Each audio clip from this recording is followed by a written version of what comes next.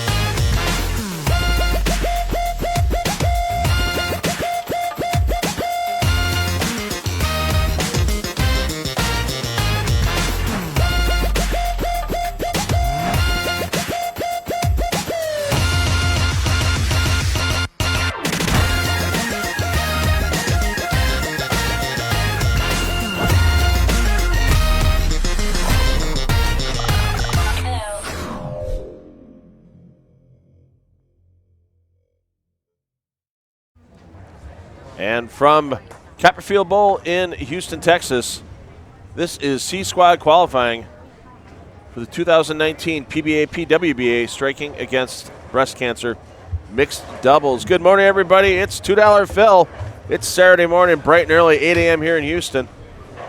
And there are 40 doubles teams taking to the lanes here in C Squad, with a lot of notables coming in to your living room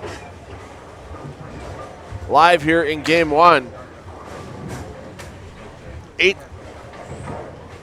7 games of qualifying for these players again today.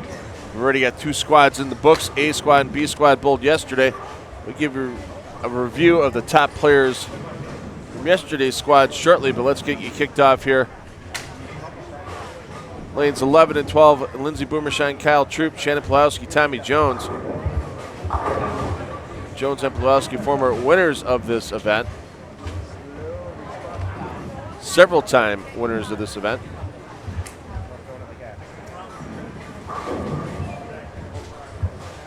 Wes Malott, a winner with a different partner back in 2003. Malott bowling at Verity Crowley. At 7 and 8, Jordan Richard bowling with our reigning player of the year, Andrew Anderson. Lots of big names kicking things off here this morning for the tournament affectionately known as the Lucy. And you can find out in a little while how you too can donate to the cause for striking out breast cancer. As this tournament in its 20 years of existence has raised over $1 million towards breast cancer research.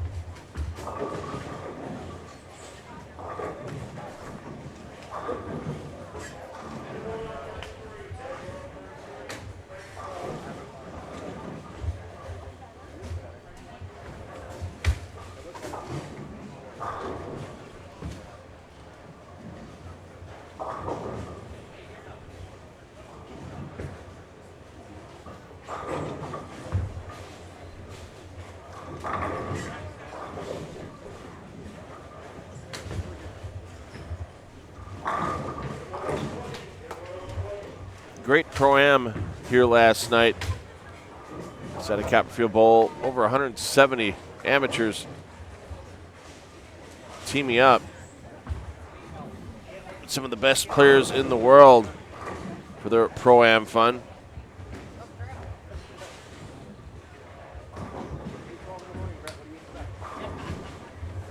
And lots of prizes given away through raffles during last night's Pro-Am. They're going to have another Pro-Am this evening, starting about 7:30 p.m. Another 175 or so amateurs coming in to bowl.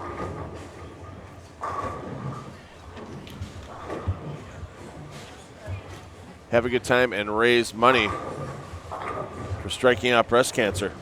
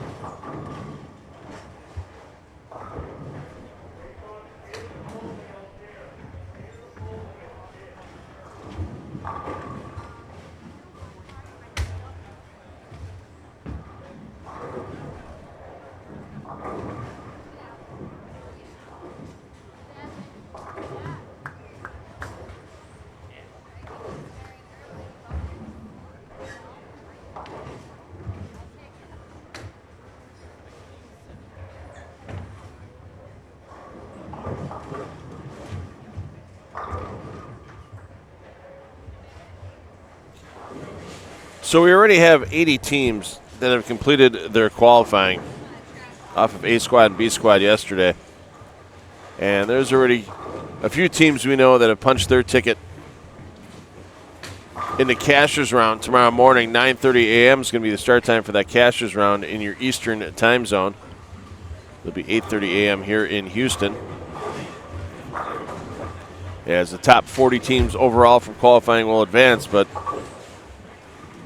we know we'll see teams like Sidney Brummett, Chris Prather, they're leading after day one with a total of plus 422. Chris Prather coming up with 323 pins of that 422 team total. Second place is our defending champions, Liz Johnson, EJ Tackett at plus 338. Jody Wassner and Anthony Lavery Spar in third, plus 267. Jasmine Coleman, Vernon Peterson in fourth at plus 256. Anita Arnett and Zeke Bate. What a battle for Arnett yesterday. Game two, she comes out, fires 298, and barely gets that for her next two games after that. But Arnett with a big charge at the end helped her and Bate into fifth after day one at plus 223.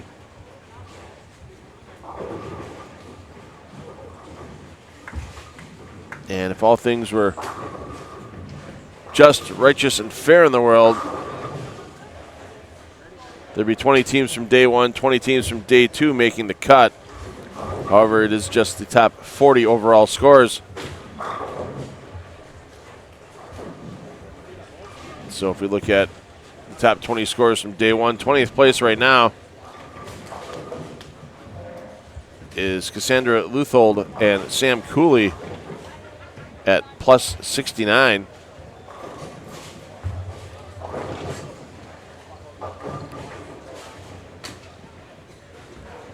So that's about a 205 average for each team member. To get to that number, this 42-foot pattern designed exclusively for the Lucy can turn into a bit of a crapshoot by games 5, 6, and 7. It gets torn up in various styles. The unique cross they use here at the Lucy, with teams starting on the left lane, moving pairs to their left every game, pairs on the right lane moving to their right. And depending on where all those previous bowlers have played on the lane, it can make for some very interesting lane play for yourself by the time you get into games 5, 6, and 7 of your block.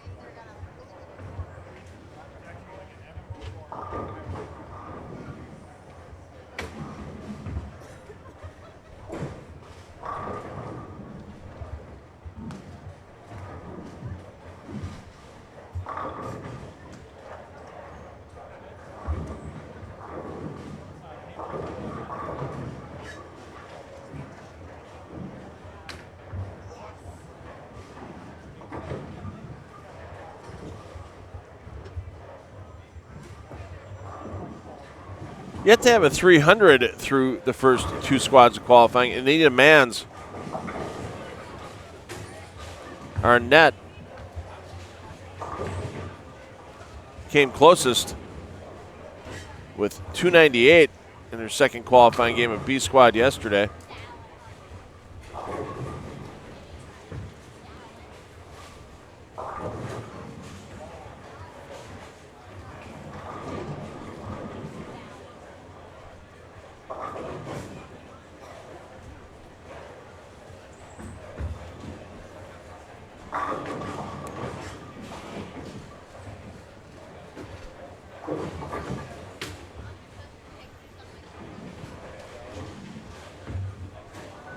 And that 298 game helped Arnett to be the top lady on yesterday's qualifying day. Not sure yet if it's going to be enough to get her into next year's Beauty versus the Beast matchup, but we saw Shannon Pluhowski and Tommy Jones in that matchup yesterday. Pardon me, that was on Thursday, the opening day of this event, where Pluhowski and the Beauties took down that 5 Baker game match against Tommy Jones and the Beasts. And $5,000 was awarded to those players on the Beauties team.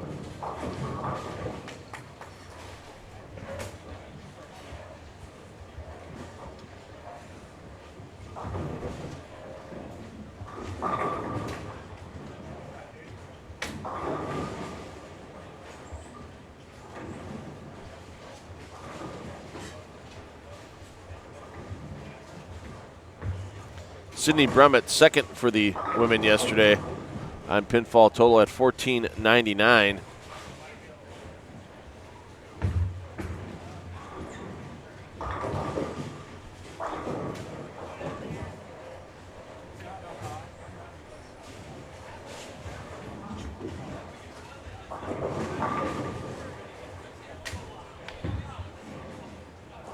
Jasmine Coleman was third with $14.76. On the guys' side, Chris Prather, we mentioned, is plus 323 on the day. 1,723 total pins felled by Prather.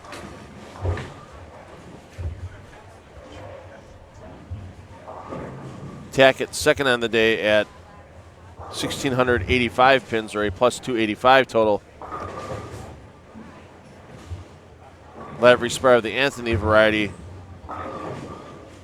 the plus 269 on the day, 1,669 pins felled for third overall for the men on pinfall yesterday. And, of course, the top 5 individual 7-game totals for both the ladies and the gentlemen will be invited to kick off next year's Striking Against Breast Cancer mixed double event with that Beauties versus the Beast matchup for some bonus money.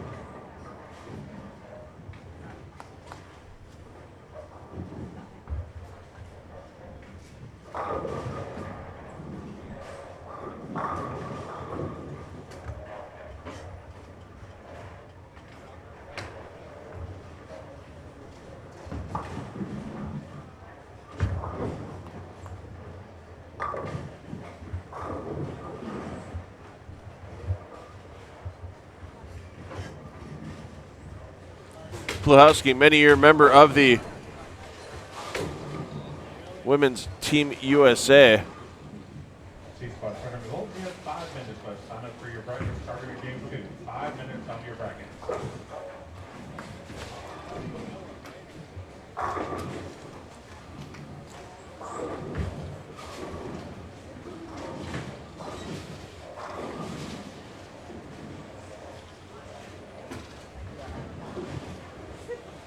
Just one title, though,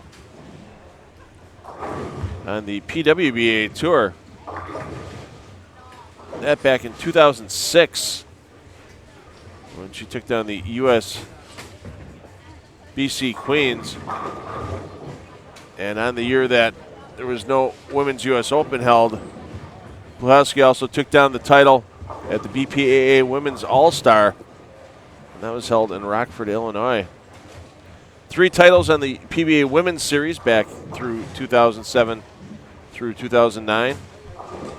And 19 consecutive years for Pluhowski as a member of Team USA.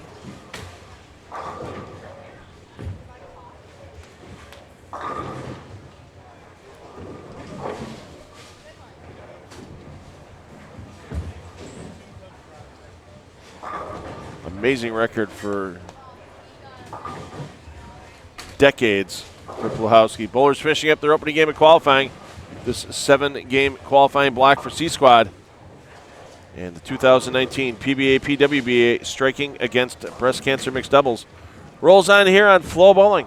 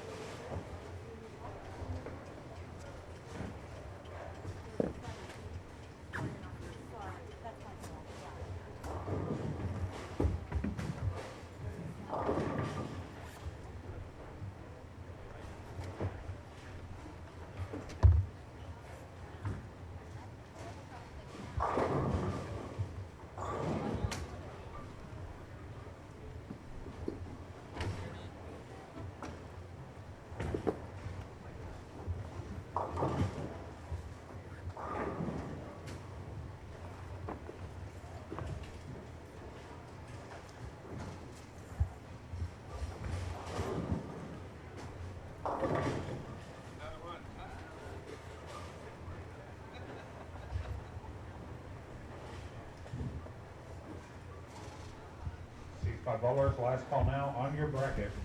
Starting with game 2, last call. Men, women, and doubles.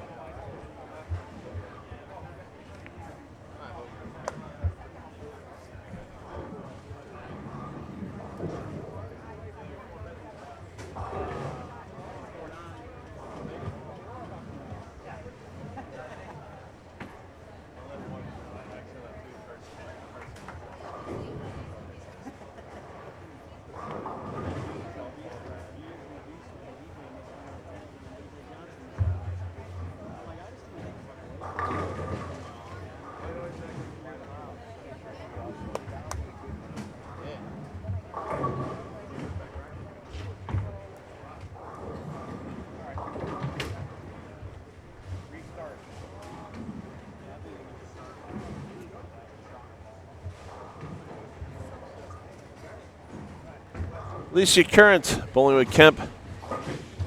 Hall of Famer Leanne Hulsenberg bowling with Darren Tang. Hulsenberg and Tang had a good start in their opening game. Hulsenberg 205, Tang 246. Their opening pair, there's a couple of ladies in multiple Halls of Fame with Hulsenberg and Carolyn Doran Ballard bowling with their respective Tang brother, Hulsenberg with Darren. Doran Ballard with Michael. Not so good of a start, though, for Michael Tang. 147 of the final score, as Carolyn Doran Ballard provided a 204 score for that team in game number 1. And we're starting to see, you throw that first ball, you move pairs, you got your 10 minutes of practice, everybody's playing them different. You see there for Tang, he thought it was going to be a good shot, and that ball just hung to the right. And the super washout is the result.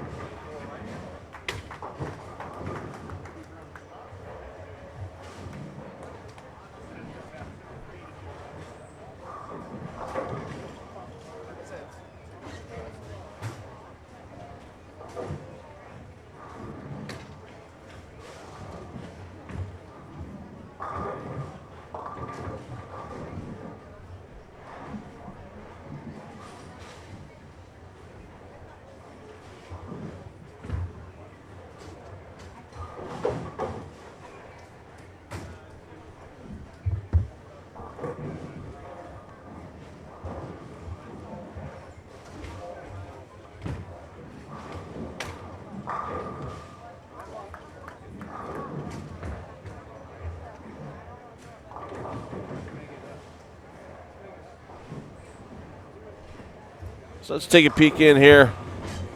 Boomershine Troop, we saw a bit of them in the Flow Zone game 1. Natalie Cortese and Brad Miller teaming up for this event as well. Brad Miller appearance in the PBA League. Not as well as he hoped for. He had a couple of errant shots during league competition.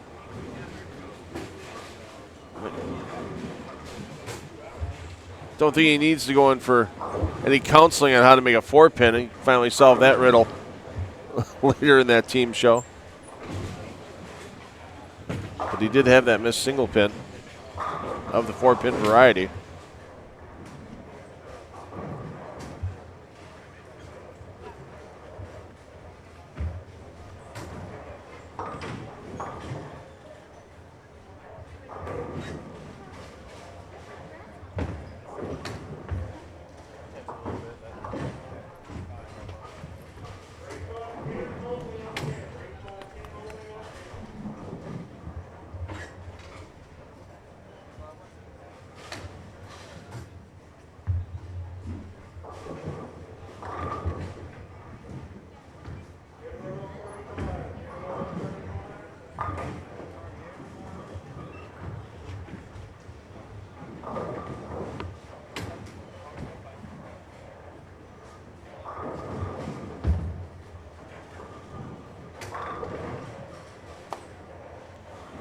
Cortese yet to win on the PWBA tour.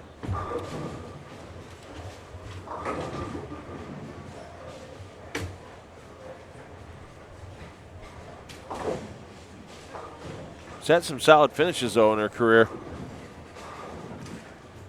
including a third-place finish in 2017 with Brad Miller in this event, a ninth-place finish last year, and a top 8 finish in 2016 at the PWBA Detroit Open. Lindsay Boomershine.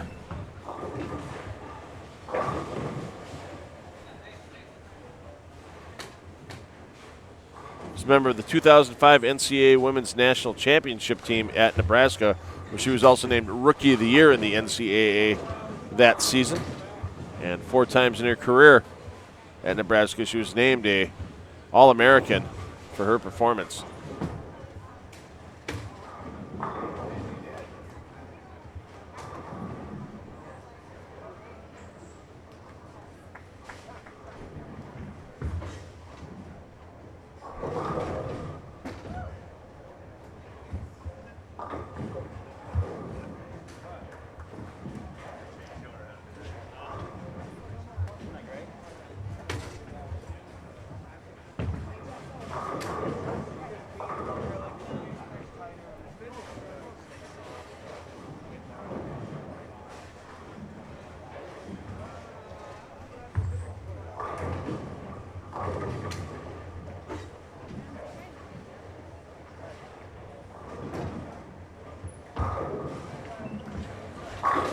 So if you haven't already liked the Striking Against Breast Cancer Mixed Doubles Tournament page on Facebook, what are you waiting for?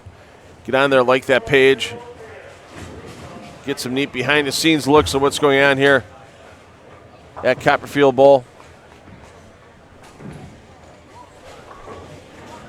And you can also help the cause, make a donation of your own.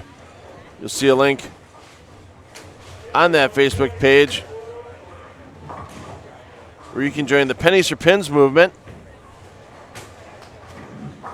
Just scroll down a little bit. They reposted the link to that promotion yesterday. Choose your favorite bowler or bowlers off the roster. It's pretty simple. Just donate a penny a pin. Help the cause for striking out breast cancer. And there's a link on that Facebook page. Once again, Striking Against Breast Cancer Mixed Doubles Tournament page on Facebook. And you too can make that donation. Or you can go to strikingagainstbreastcancer.org.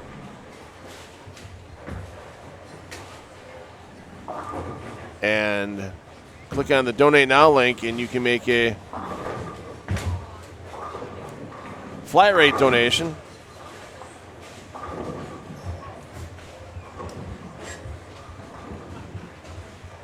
to Striking Against Breast Cancer. And join the over $1 million that's already been donated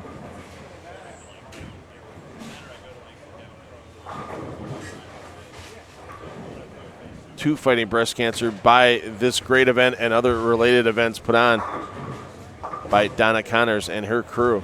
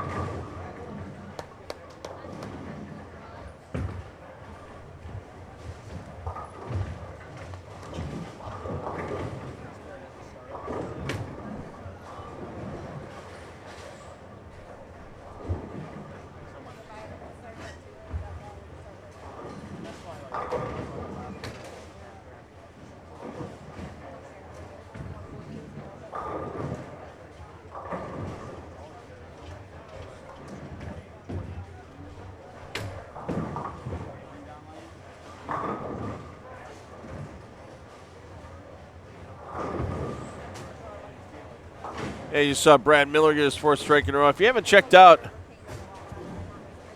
the Brad and Kyle YouTube channel, for their videos from the PBA League in Portland, Maine, do yourself a favor.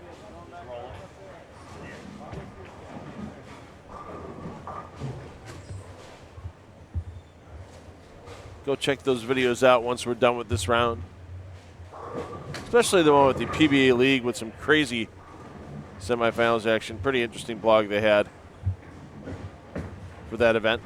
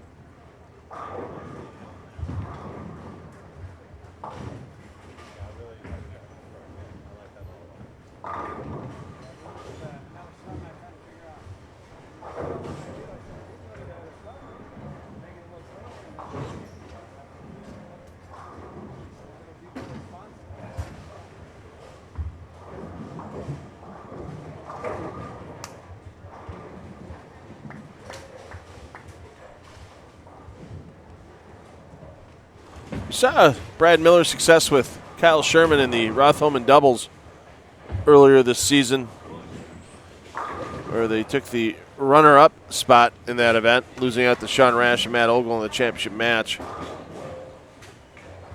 Solid season, though, for Miller on his own. A couple 11th place finishes, his best singles finishes in both the World Series of Bowling Cheetah Championship and the USBC Masters.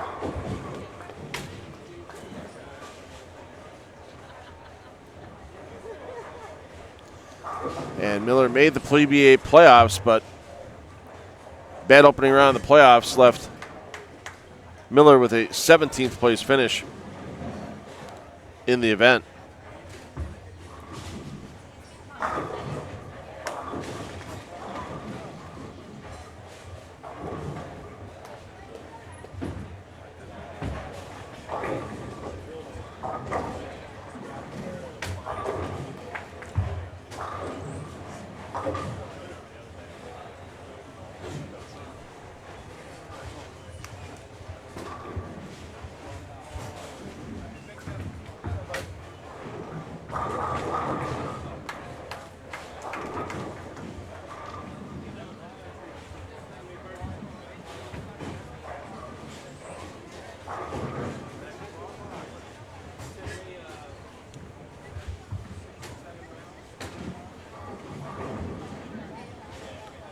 On the strength of Taylor Bolthouse, his 259 game.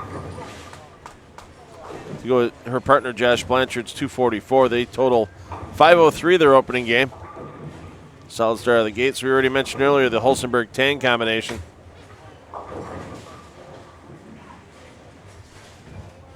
At 451 for their opening game. Let's take a peek in on lanes 9 and 10.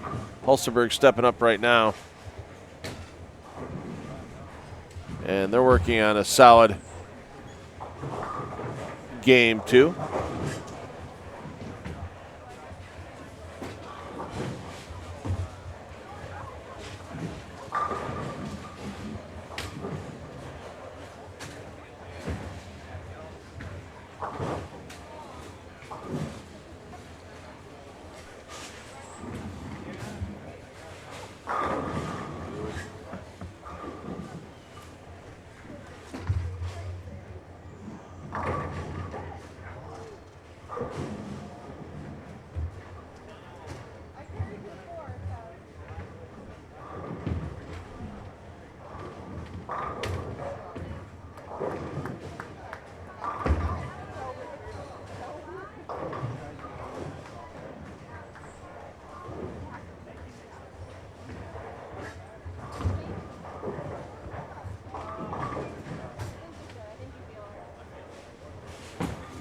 Kyle Troop in 2019 he's cashed 8 times out of 14 events bowled. 5 of those times he's made match play.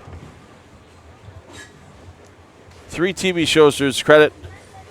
Best finish a third in both the Lubbock Sports Open and the PBA Players Championship. But if you ask him his best part of 2019 so far, that happened last week in Portland, Maine, where he and his fellow Lumberjacks took down the Elias Cup title.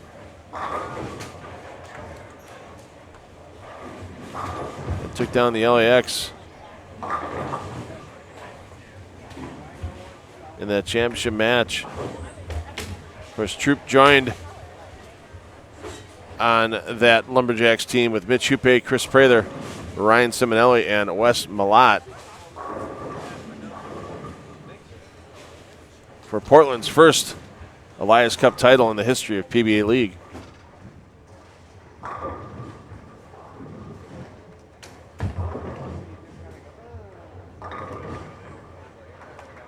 So let's go over that top 5 once again. We already mentioned Bolthouse and Blanchard.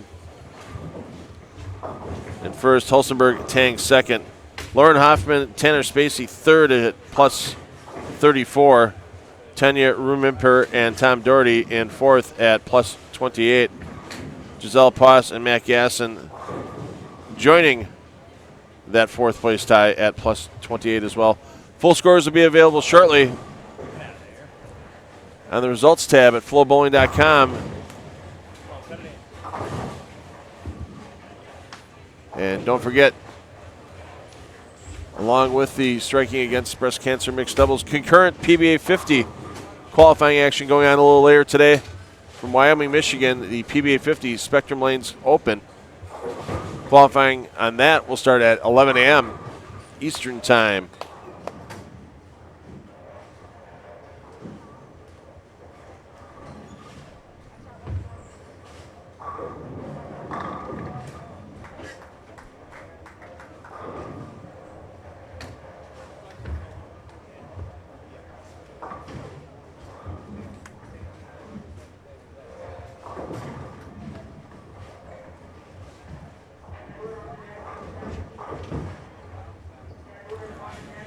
Brett Cooper bowling well this game. A spare and then the next 6th as he steps up in the 8th frame. Cooper, we see him at some Go Bowling PBA Tour events on occasion. Mostly hits a lot of the events in the West and Midwest regions and Southwest regions as well for Cooper. Cooper and his partner Jennifer Russo minus 15 after the first game. Cooper with just 198 to open up the event.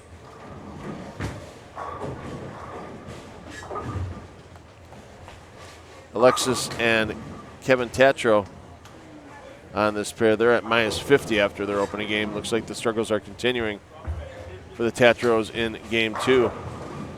Cooper going to be attacking things off the port side.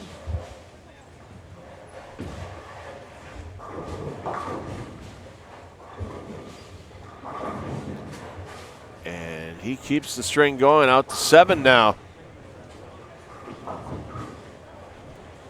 for Cooper.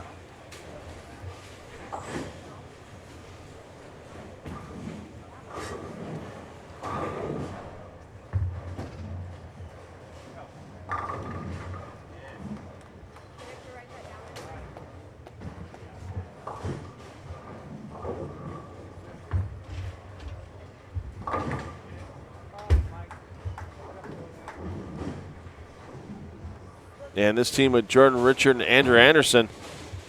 Jordan Richard holding up her end of the bargain right now. She's gone spare 7-bagger. And we see Anderson there miss the single pin. It's going to leave Anderson's max down to 223, but Jordan Richard can throw 290 on the board.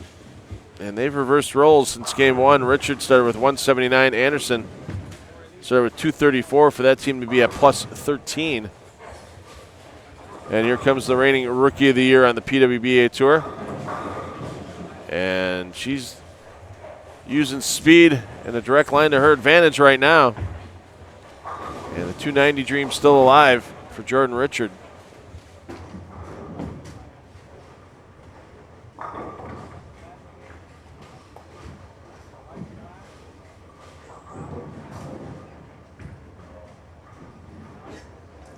Jordan Richard, 2 titles on the PWBA Tour last year. In the Greater Harrisburg Open and the Lincoln, Nebraska Open. And she will be part of the Team USA Women's World Championship team. They'll be battling in Las Vegas at the end of August.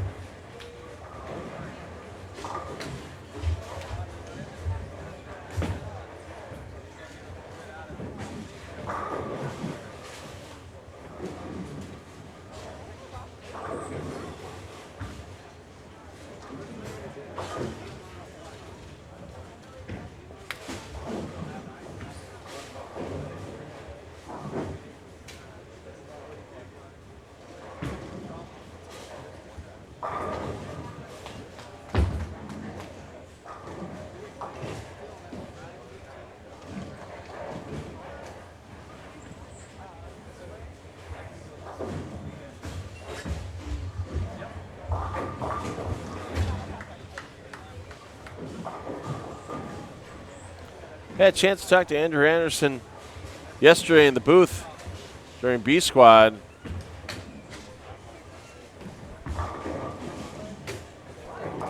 And Anderson saying that his hand, that finger injury, mostly healed. He's just got to get himself out of some bad habits he got into while trying to bowl with that injury. String ends for Cooper.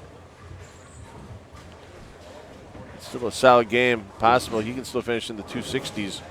With a conversion and 3 in the 10th. So it's going to be interesting to see how Anderson bounces back in the remainder of this 2019 season. As Anderson was cashing a few checks, but only making about half the events with a finish at the pay window. Highest finish to this point in the singles event in 2019 was in the Scorpion Championship at the World Series of Bowling, where Anderson finished in 12th position.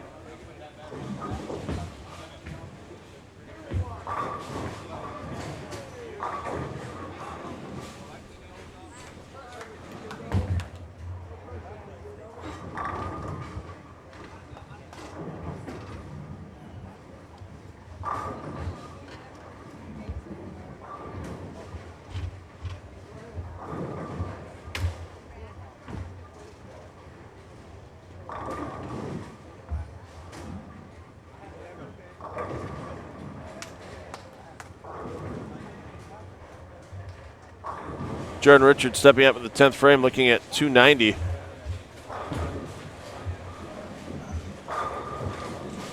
See your partner, Andrew Anderson, checking out the line, and that a little left out of the hand. You see the smirk on the way back. All right, got away with one.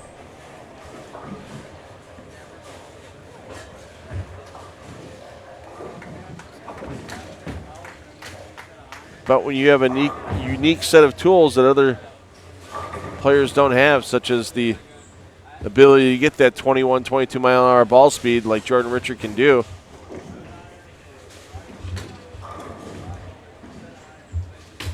she can end up playing different parts of the lane than other ladies out here can play, or play a similar part of the lane and use that speed to her advantage.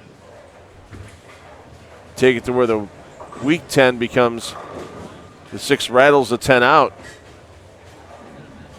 That's why so many times you see, especially on the PBA 50 tour, bowlers want to make sure they keep their ball speed up. They're not worried about a little extra hook on occasion. They're worried about getting that ball square up to the pocket, but then keep that ball speed up so that corner pin can come out of the flat gutter and take the 7 or 10 pin out, depending if you're left or right-handed. Great 278 game for Richard with the spare conversion here. She'll stay in flow zone coverage. We'll get another look at her and Anderson next game as we enter the close of game 2, and we'll start game 3 of the 7-game qualifying block for C Squad at the 2019 PBA PWBA striking against breast cancer mixed doubles. You're with us in the flow zone, and you'll be watching us exclusively on this event from start to finish on FloBowling.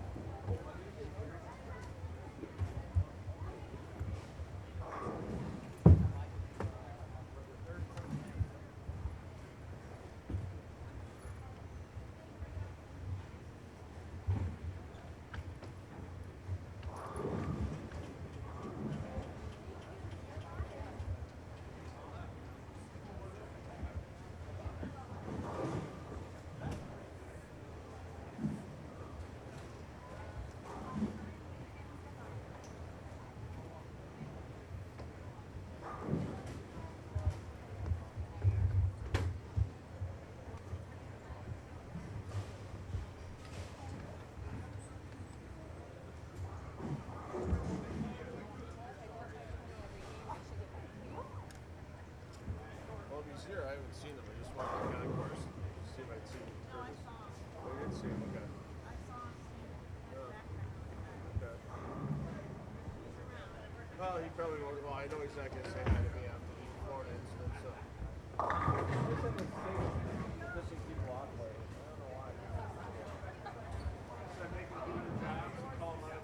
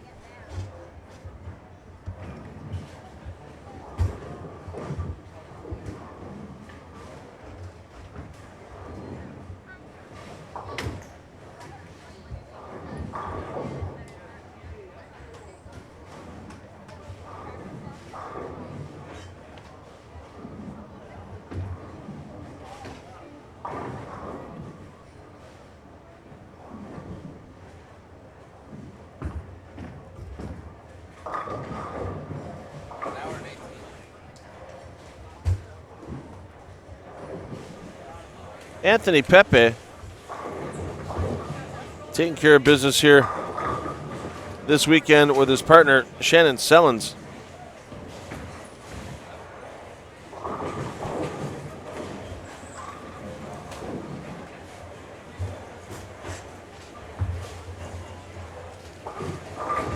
Pepe, it's been a pretty rough 2019 tour season for Anthony. Made a nice run, though, in the Chameleon Championship. Got himself an 8th place finish there, and then that helped into a 31st place overall finish in the PBA World Championship standings. He's had some great showings in regional events, but, you know, you get to talking to a guy like Pepe. You know, regional events are just the place where he goes to stay sharp and get a bit of a check. You know, the fame, fortune, and glory all comes out on the Go Bowling PBA Tour.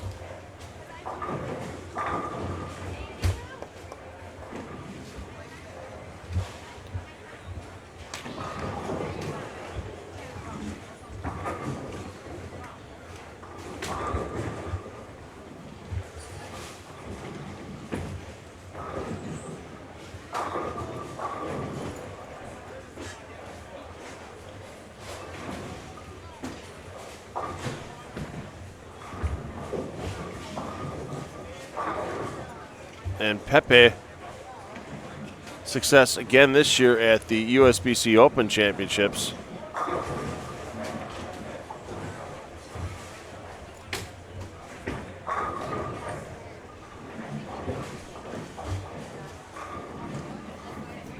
As he was part of the team that won the Team All Events trophy.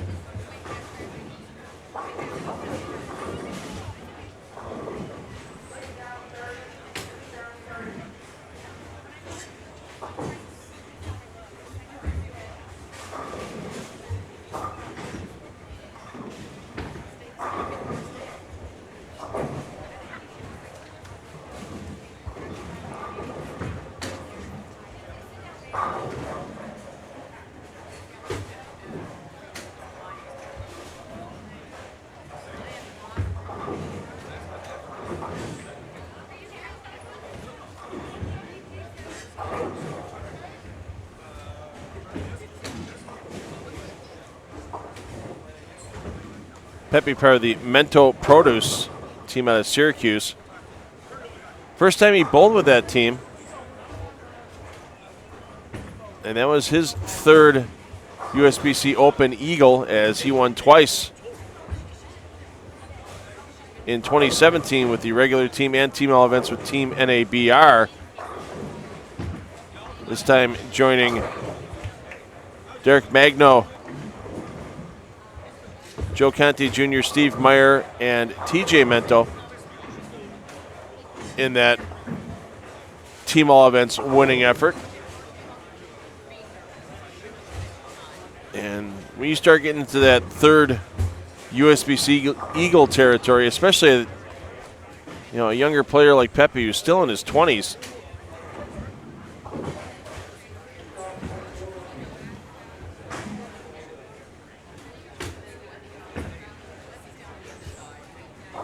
or early 30s in this case. I apologize. Pepe just turned 31.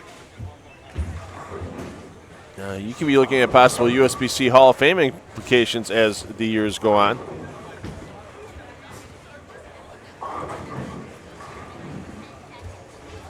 It's hard to believe it's been almost 5 years since Pepe took down his lone PBA Tour title when he did it in the opening event of the South Point Bowling Plaza. He has a pretty special relationship with that building. All the titles he's won there.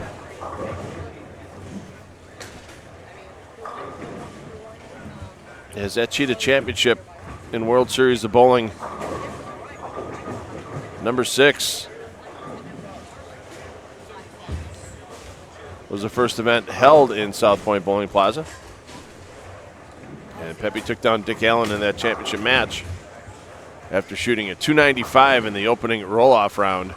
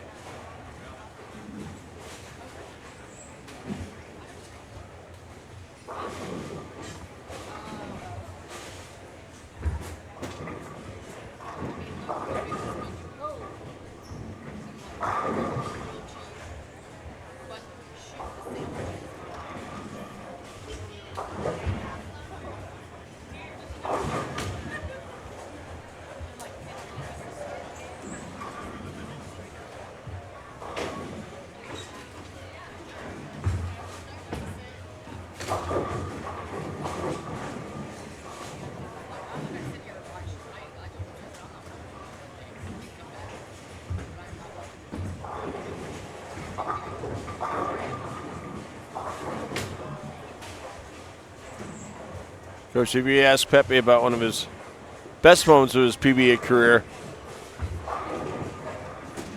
outside of that title win in 2014, it would have to be at World Series of Bowling 9 in 2017. Had a chance to take down the title in the Chameleon Championship against his good friend Liz Johnson, but Liz came out on top. And if you ask him if he couldn't finish first in that event, he couldn't be any more prouder of his good friend Liz taking home that title.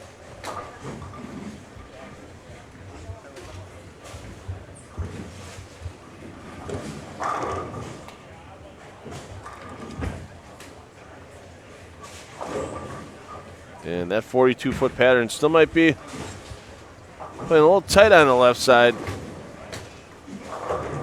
Plus, if Pepe stays that deep, he's going to end up getting in the landing area where the right-handers are starting to lay the ball down. He's got to make sure that ball doesn't tip early, lose energy, and not make it all the way back to that 1-2 pocket.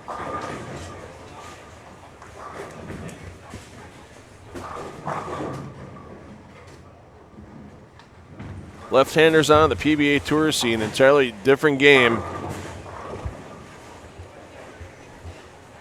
than left-handers at home may experience on their house patterns.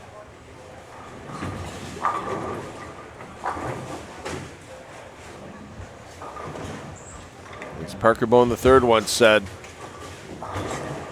being left-handed, I get 15 pins a game when I'm bowling on a house shot, and I'm losing 15 pins a game when I'm bowling on a sport condition. Not as many players to help open up the pattern. And then as the right-handers migrate to the left, and you have to deal with crossing the right-hander's landing area, it can make for a very tricky time as the blocks progress through the games.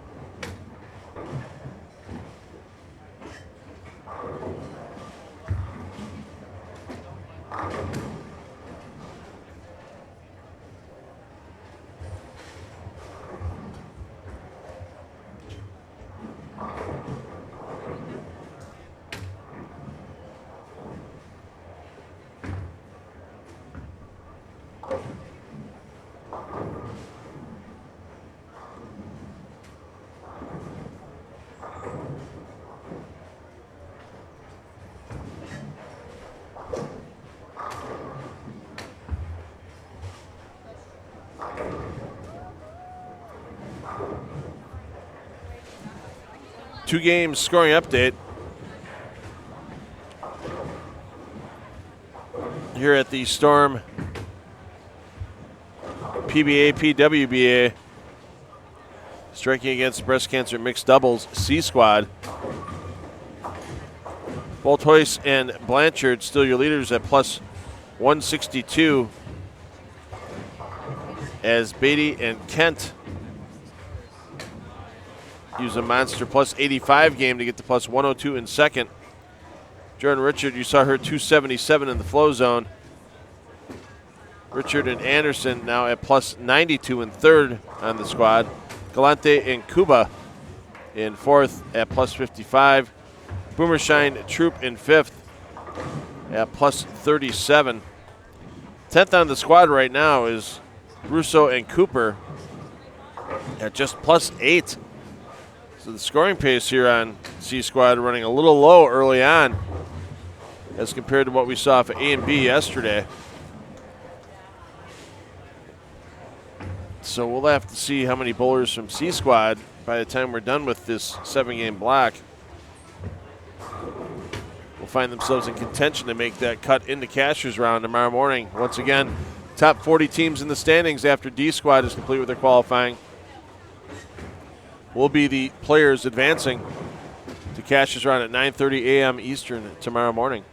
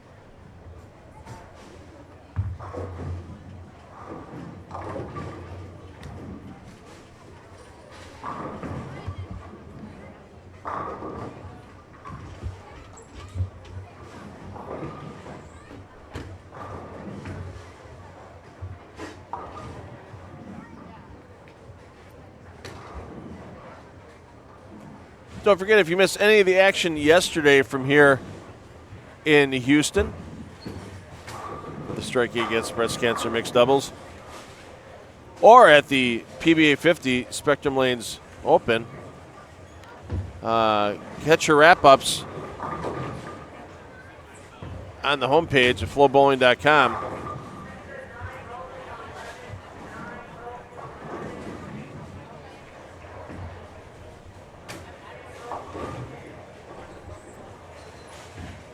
And you can watch the archives of any of the rounds of qualifying from this weekend, either here at the striking against breast cancer mixed doubles or the PBA 50 Spectrum Lanes Open at FloBowling.com at your convenience. At Spectrum Lanes Open, qualifying will be starting in about 20 minutes for the greater Grand Rapids, Michigan area.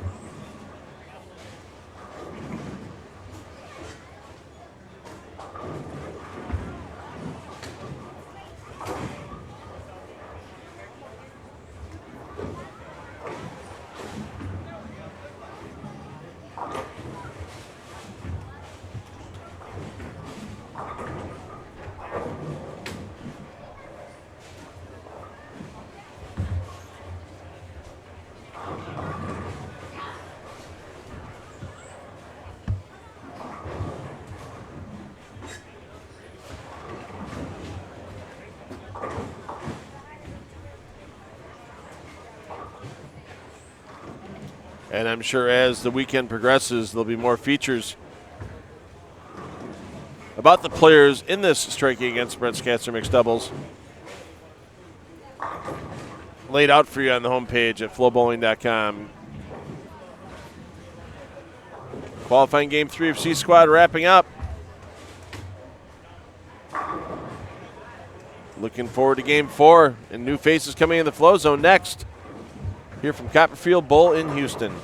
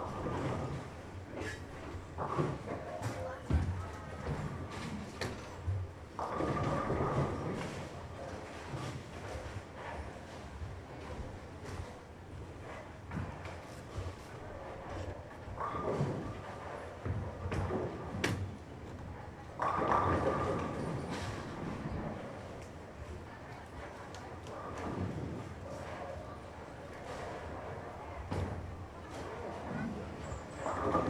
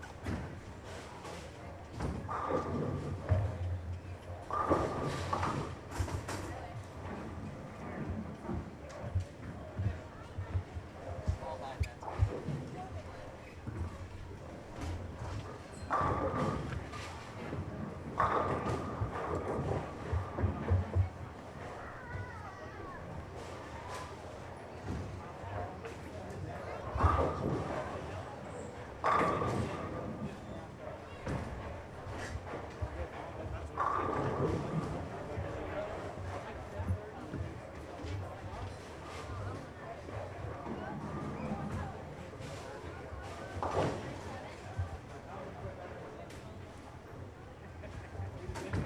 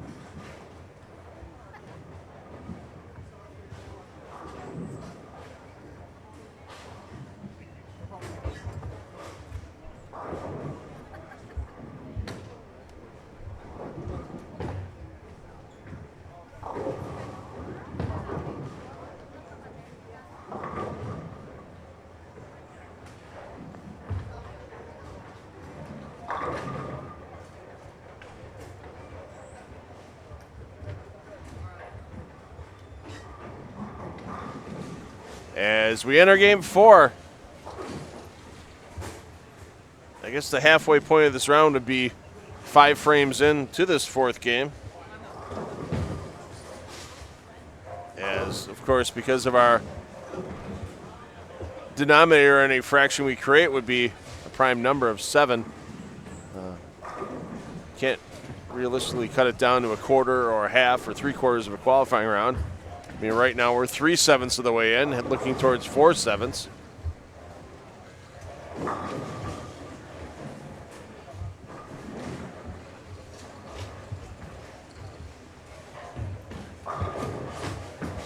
D Squad will take to the lanes today, 3 p.m. Eastern time, for the final 40 teams getting their qualifying block in here at Copperfield Bowl in Houston, Texas.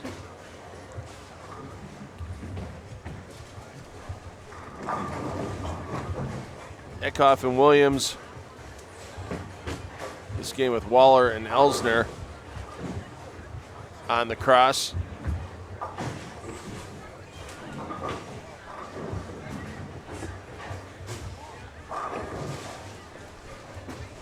Of course, Farrell Williams, long time,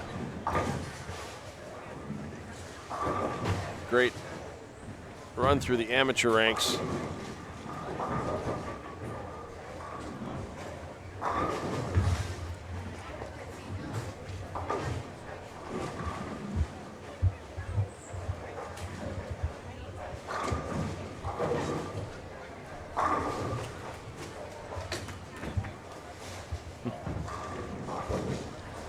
Still remember an article a few years ago in Bowler's Journal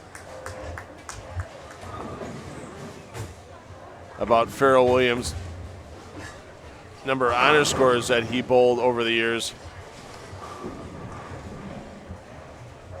And he had the title of the King of 60 feet. And with that powerful game, you can see why. Well over 150 perfect games, well over 120 800 series for Farrell Williams.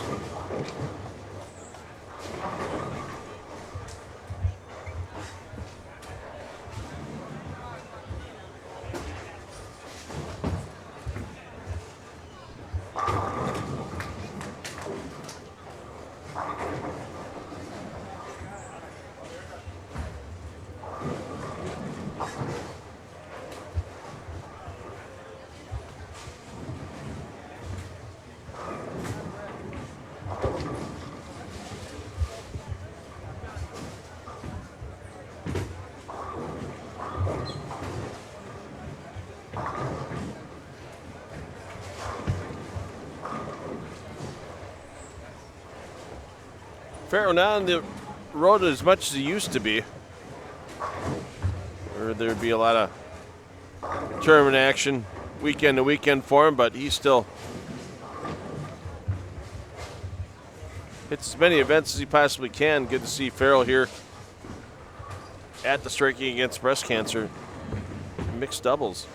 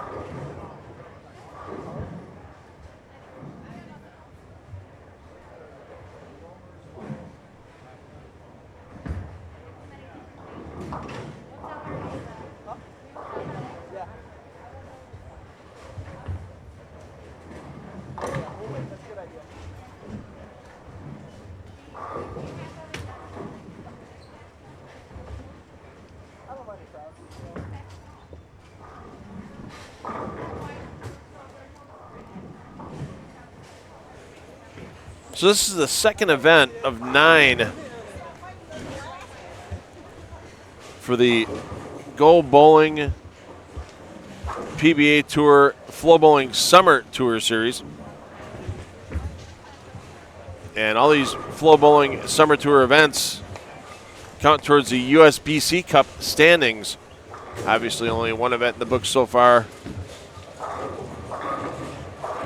for the Summer Tour, that the Lubbock Sports Shootout that Jacob Buttruff took home the title from. This is event 2. Event 3 coming up. Coverage on FloBowling will begin on August 10th with the PBA Harry O'Neill Chesapeake Open.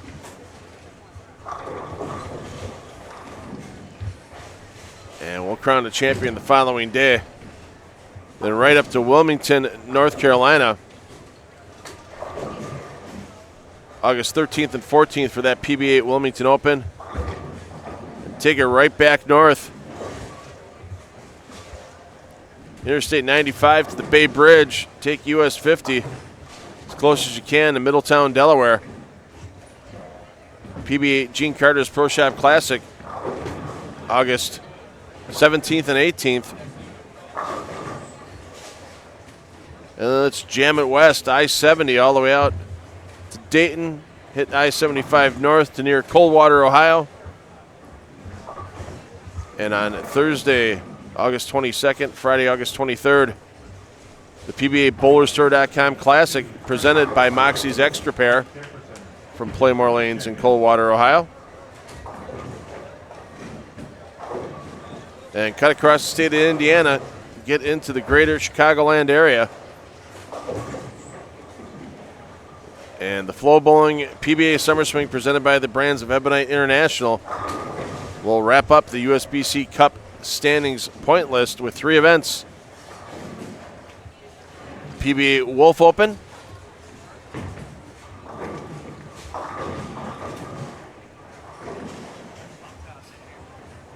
that Wolf Open on Monday and Tuesday, August 26th and 27th. The PBA Bear Open on the 28th and 29th. And the Illinois Open on the 30th and 31st of August. Wrapping up your USBC Cup points. And 3 things coming out of that points list for the USBC Cup. The first top 5 points earners will earn part of a $40,000 overall prize fund. $20,000 to the USBC Cup points leader. And then the top 8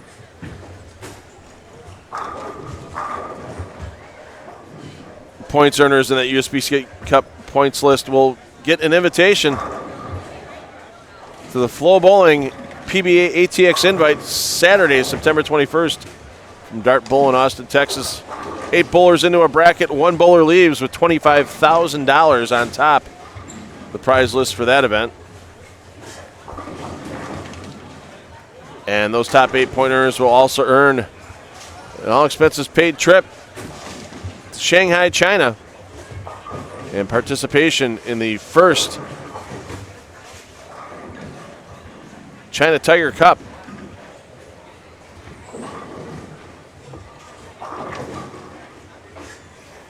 With an individual tournament and a USA versus China. Well, I guess you can't necessarily say USA because most likely there'll be at least one international player on that top 8 for the Summer Tour points list. So the world versus China is a special part of that China Tiger Cup Invitational in November in Shanghai.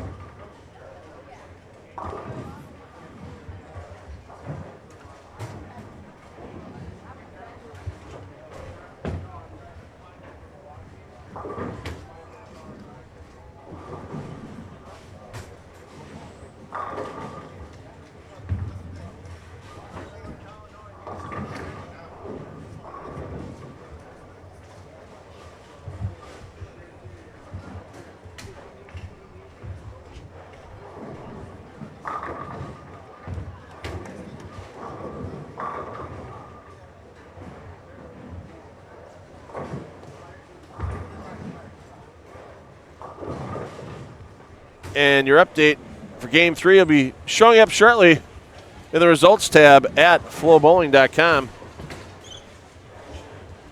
Let's give you the rundown of your top 5 after 3 games. Both Hoyce and Blanchard still your leaders, plus 184. Jordan Richard, Andrew Anderson second, plus 139. Giselle Poss and Matt Gassen in the third. Poss 220, Gassen 268 in Game 3, moves them up to plus 122. Ashley Galante, Matt Cuba in fourth at plus 75. Elise Bolton, Nate Garcia into fifth at plus 67. Just 12 teams on this squad into the plus after 3 games.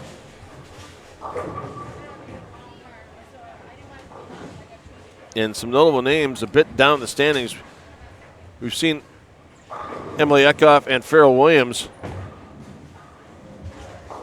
today in the flow zone this game. Minus 27 for that team after 3. Shannon Sellens, Anthony Pepe, minus 50.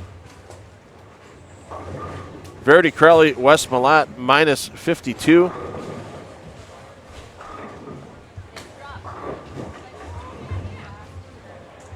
And after a solid start, Leanne Hulsenberg and Darren Tang have dropped down to minus 69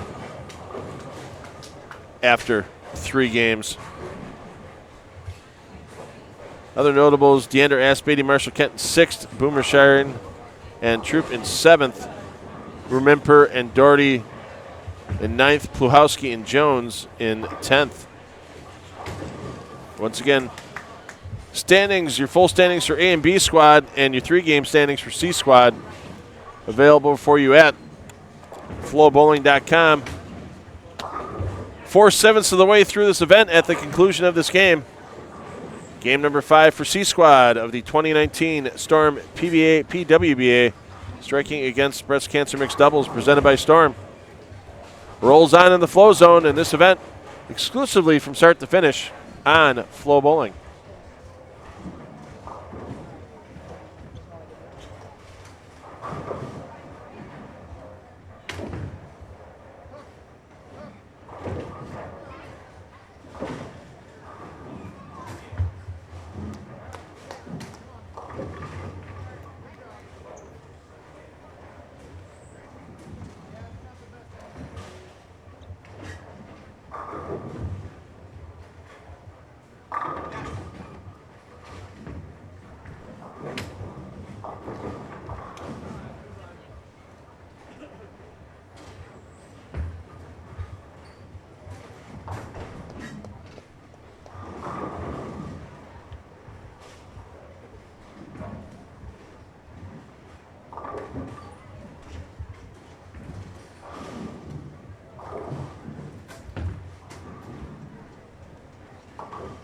Tournament bowls, you have about 5 minutes time for your second set of brackets for games 5, 6, 7. See Scott and Phil if you would like in the second set of singles men, single women, or doubles.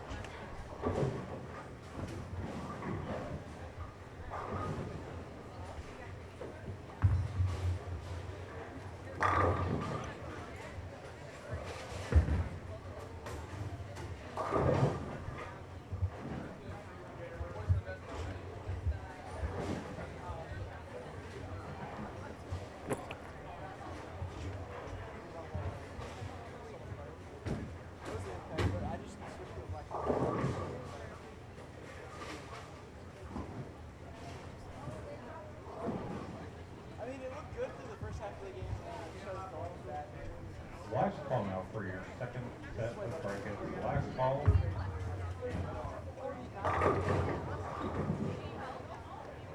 And sign up for games 5, 6, 7 with Phil and Scott. Line 15 and 16.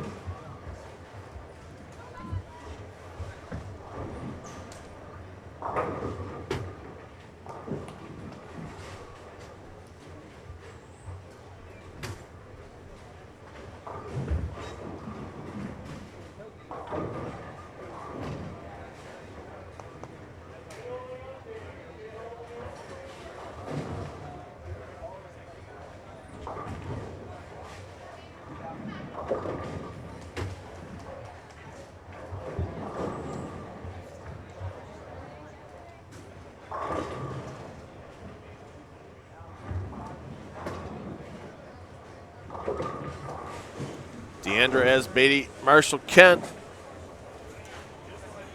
on the flow zone this game.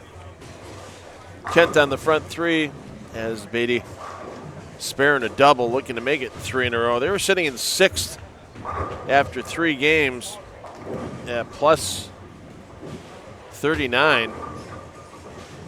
Be a little bit before we get those game 4 results. 40 doubles teams, 80 bowlers that need the scores verified, placed in the proper order, and ranked on their score sheets. Volunteers here working hard at the 2019 Storm PBA PWBA striking against breast cancer mixed doubles.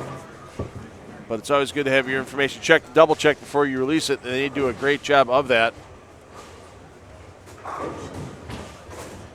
Donna Connors with her great staff of volunteers for this event year after year have helped it grow to this 160 team field in this 20th anniversary event.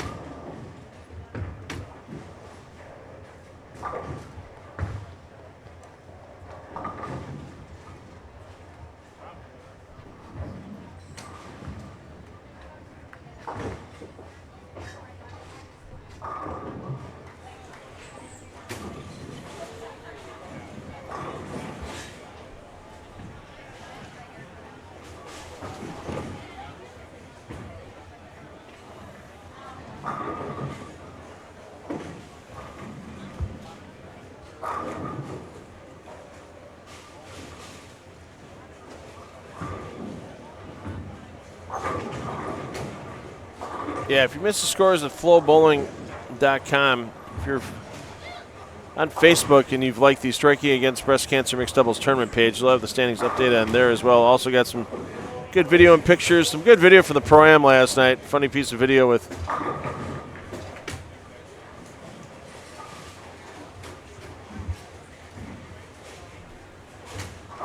Sean and Sarah Rash.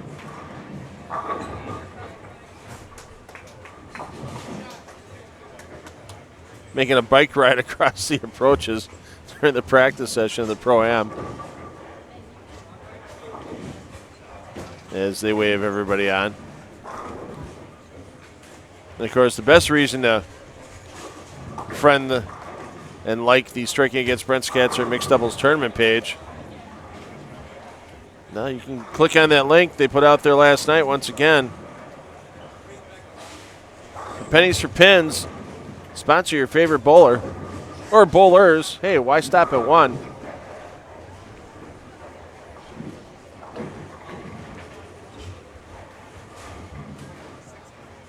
And you can help strike out breast cancer with your donation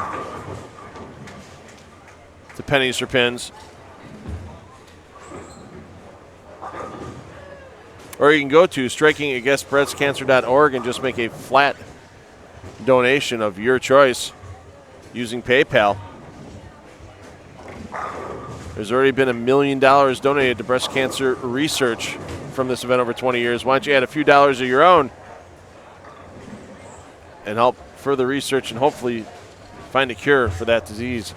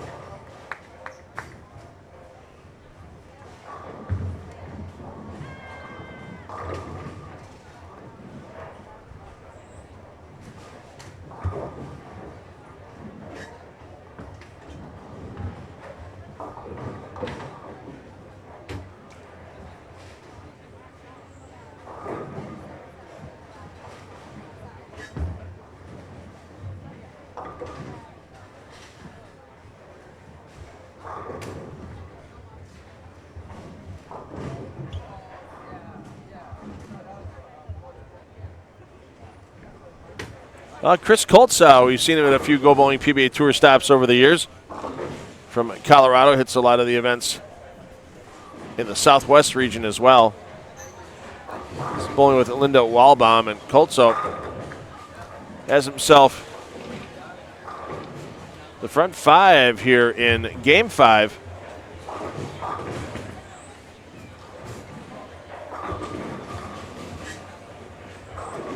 We saw Walbaum at the Suncoast PBA Senior U.S. Open back in June. And she is the reigning Golden Ladies Classic champion. She took that down in Las Vegas in March.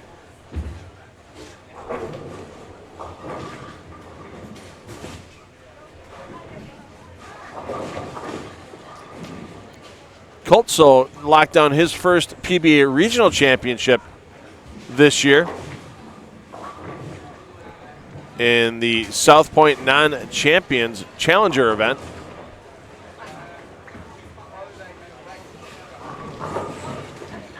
And he's halfway to a 300 game. Last time Coltsow had a 300 game was in 2017 when the Lubbock Sports Open qualifying was on Extra Frame. 3 career 300s to this point for Coltsow.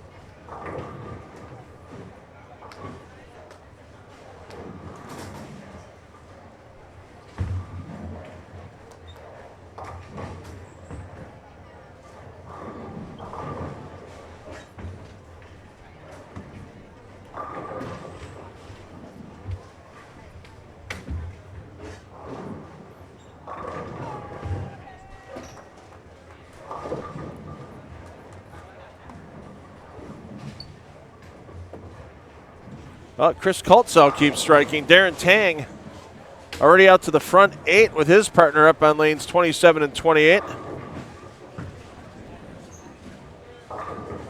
Tang and Hulsenberg trying to make a comeback as they were well under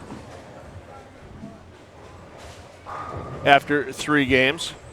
So we'll keep you updated with a radio call on that for Darren Tang. Also Josh Blanchard on the front 6. Blanchard partnered with Taylor Bolthouse, and they are our leaders on C Squad currently after 3 games, 4-game standings coming shortly.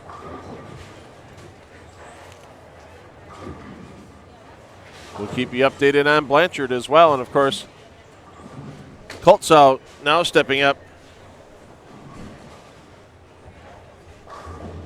on the front 7.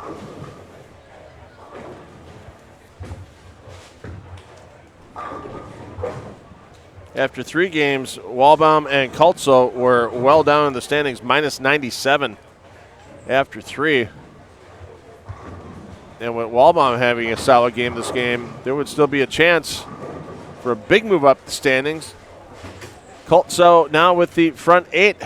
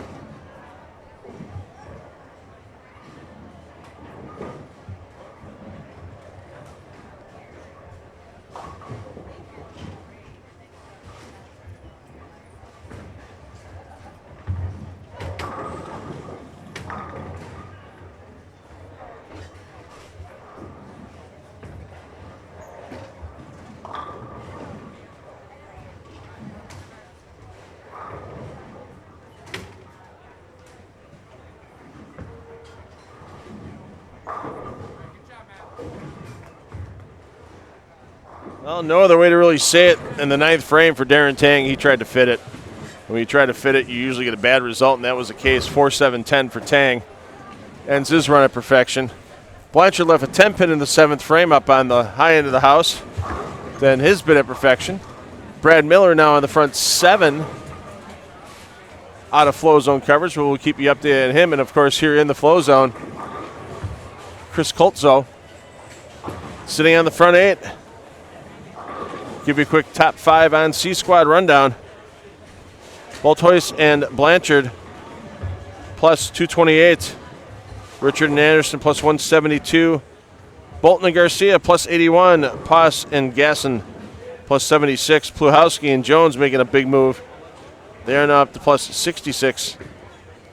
5th on the squad. A few more teams back into the plus as we now have 16 teams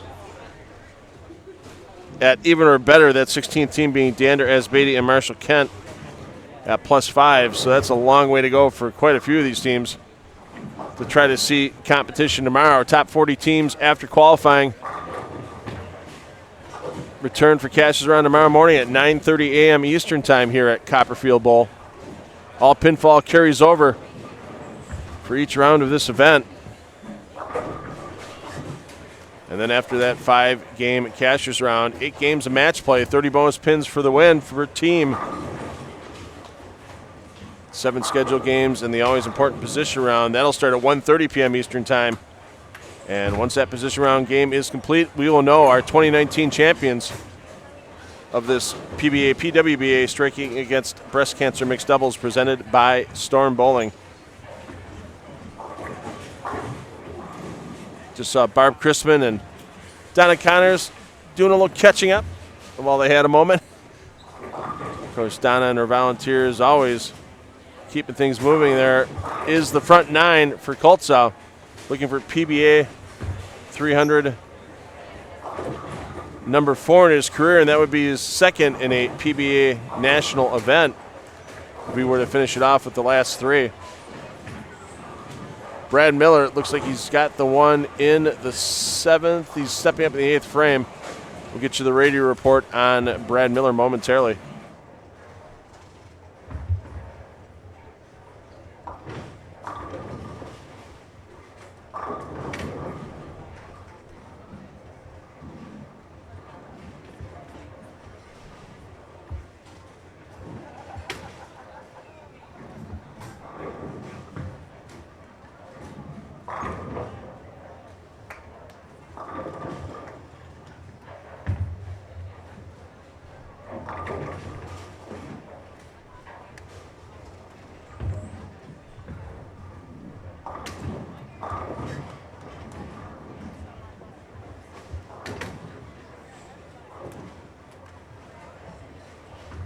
Well, Brad Miller, 3-6 in the 8th frame is left. So another run at perfection. That's the most 6-baggers we've had from the start of a game this entire event here in Game 5. I don't remember having more than 2 at any other point in this event. This game we had 4. And, of course, only one of those strings entering the 10th frame, and he's right here in your flow zone coverage with Chris Koltzow.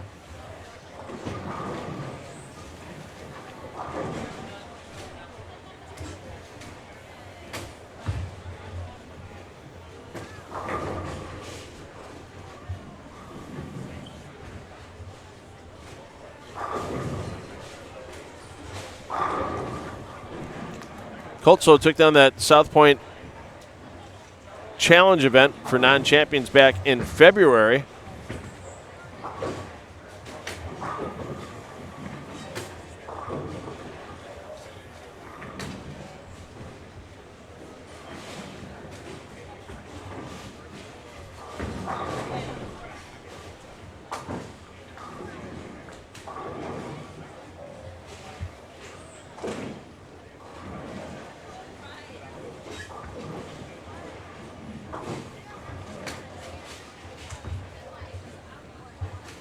And Koltzow just missed an appearance at the pay window at the Lubbock Sports Shootout last month, finishing in 47th position.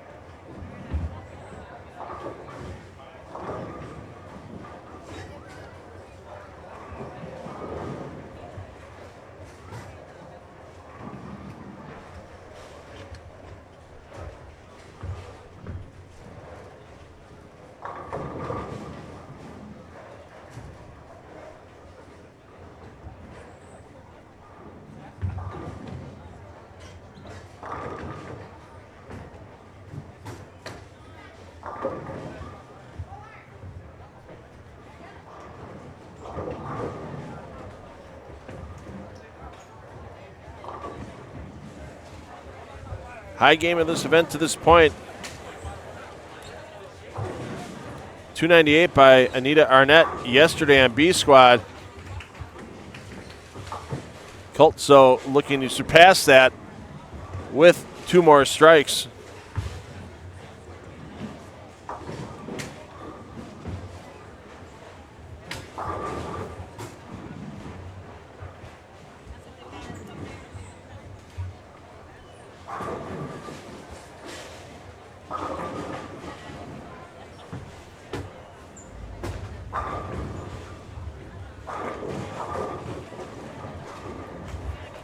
When Coltso took down that title at South Point in February, he defeated Sorel Cardenas 265 to 237 in that championship match.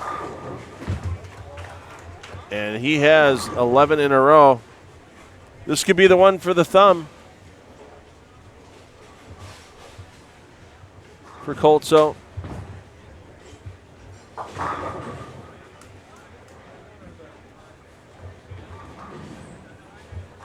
He's got 3 300s already in the PBA. You know he's got his USBC 300 ring as well, so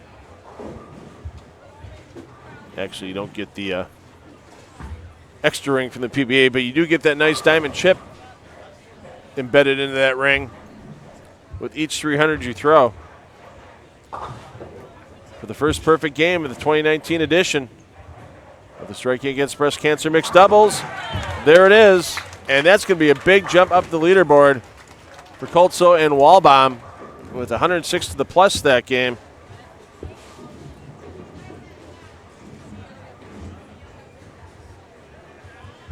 They were at minus 81 coming in.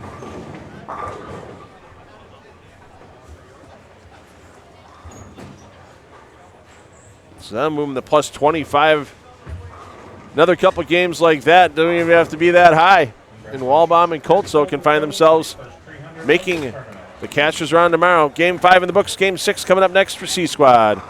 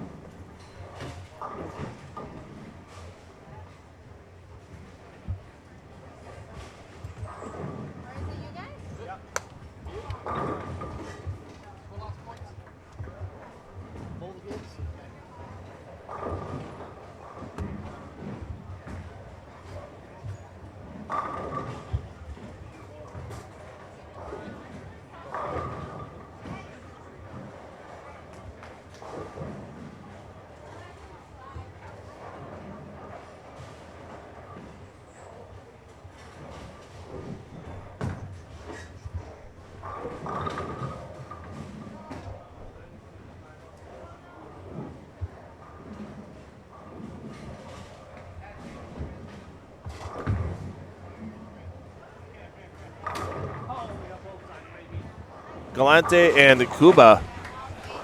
Posh and Gassen, a couple of teams that have been flirting with the top 10 all morning long here.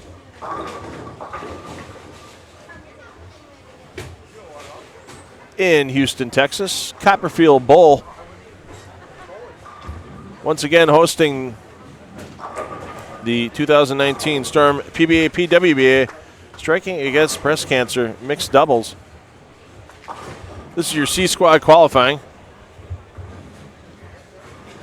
This is Game 6 of your C Squad qualifying.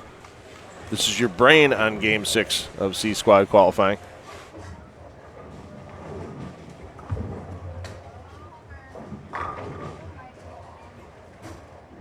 This is Ashley Galante trying to convert a baby split.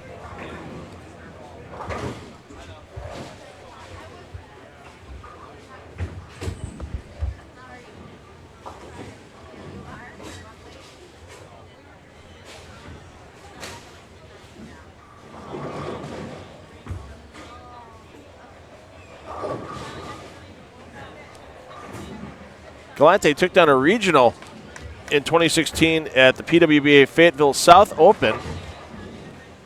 And you see right there the frustration with sliding behind the 3-pin. Back-to-back opens now on the board for Galante.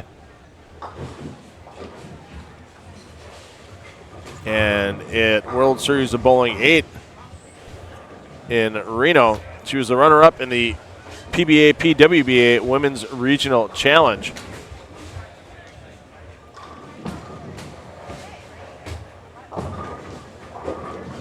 Galante split her college career between Pikeville and Weber International. And in 2010, she helped lead Weber International to the Women's Intercollegiate Bowling Championships title.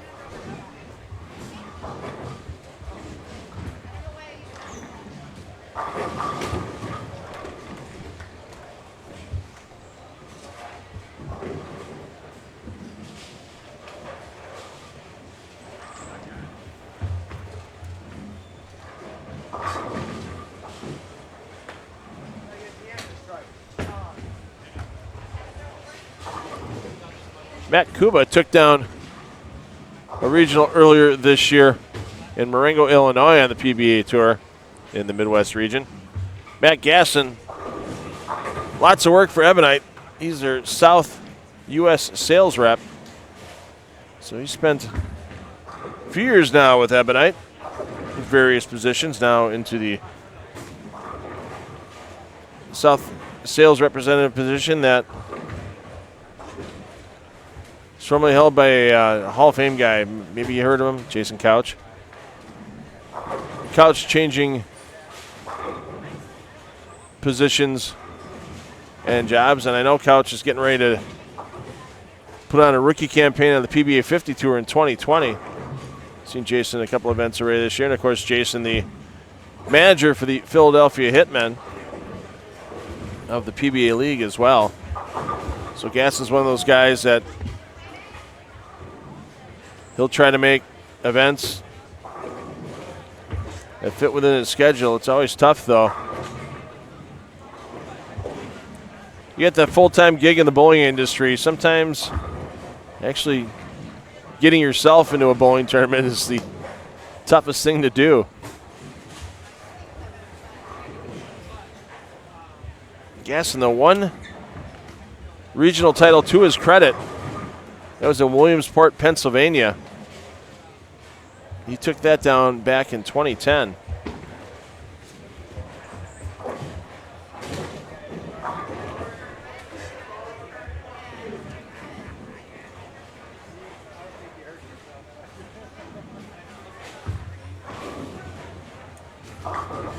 And one of our teams in the lead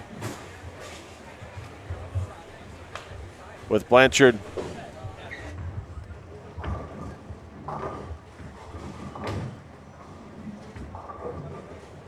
Taylor Bolthois and Josh Blanchard. Blanchard had a good run last game, had the front six before stopped by a single pin. As Beatty and Kent, they've had some struggles today. They're barely over the number into the positive. They were at +5 after 4 games of qualifying.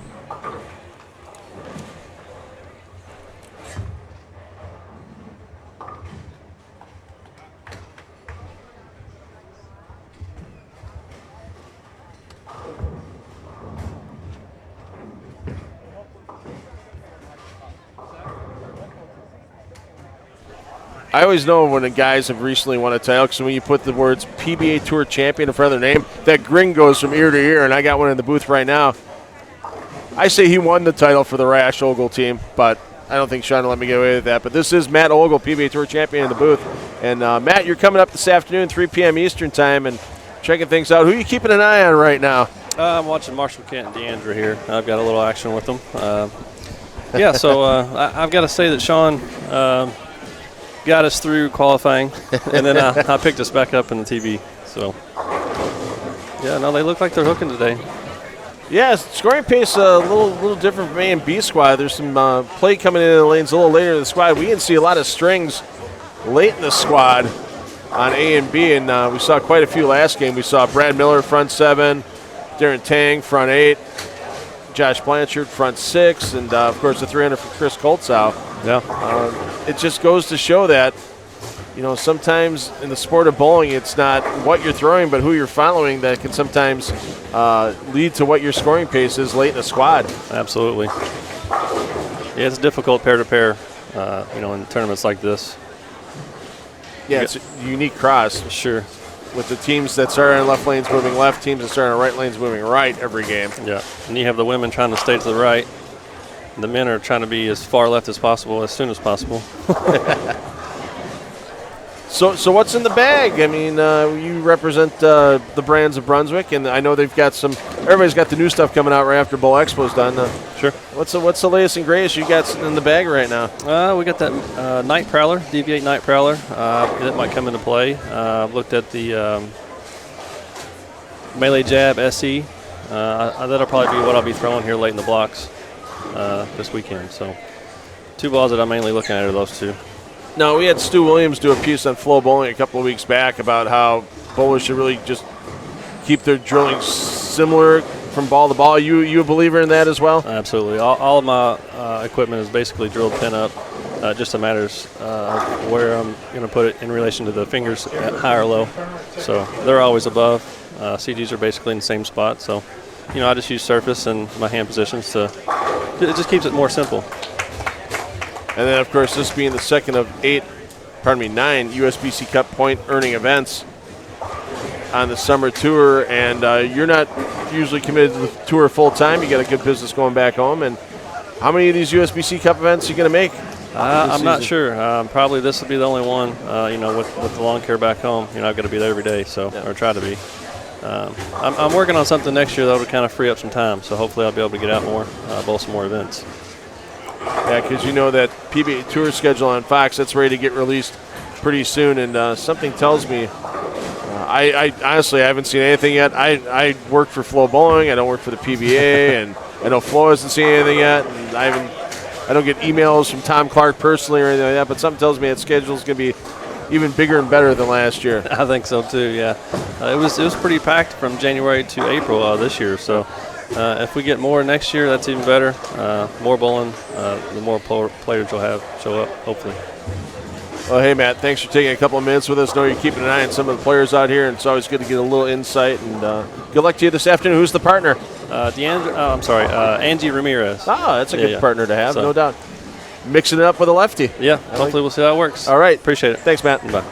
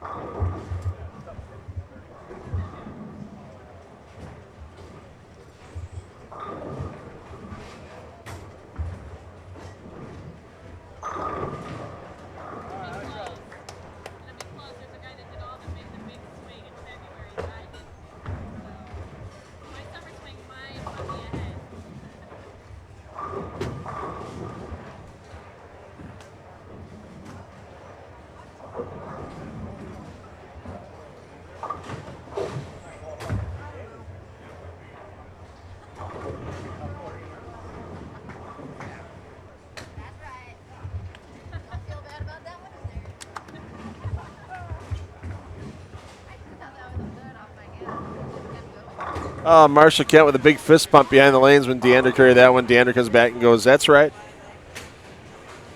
Crumble 2-pin out. Why not?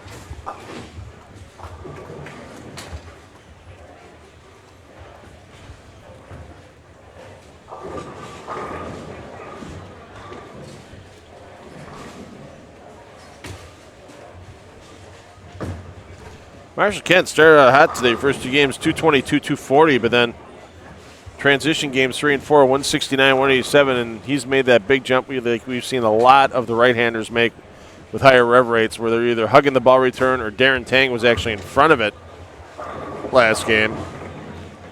And the 3-pin comes off the sideboard in front of the 9. Doesn't take it out. That was a little unusual on the pinfall. You know, we see Blanchard, that left foot, even with the left gutter. And just that little bit of drift to clear the hip. And Blanchard, ring 10.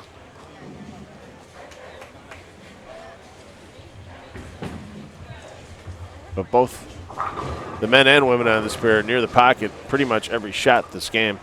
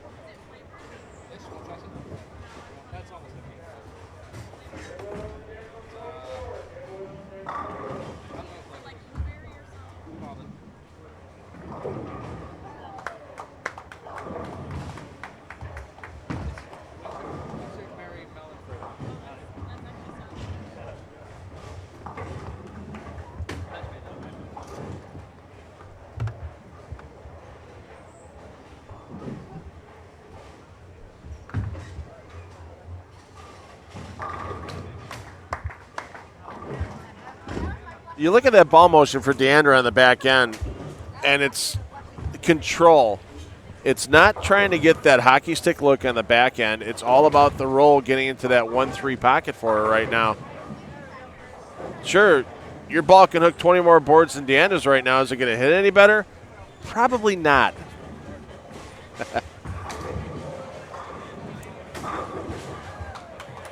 You see Blanchard, once again, it's where that ball is controlling the roll, setting up and getting through that 1-3 pocket with enough energy to not deflect. And it's that fine line between the ball not getting into the roll or the ball losing all of its energy and getting out of the roll that these bowlers are trying to control right now as this 42-foot pattern breaks down.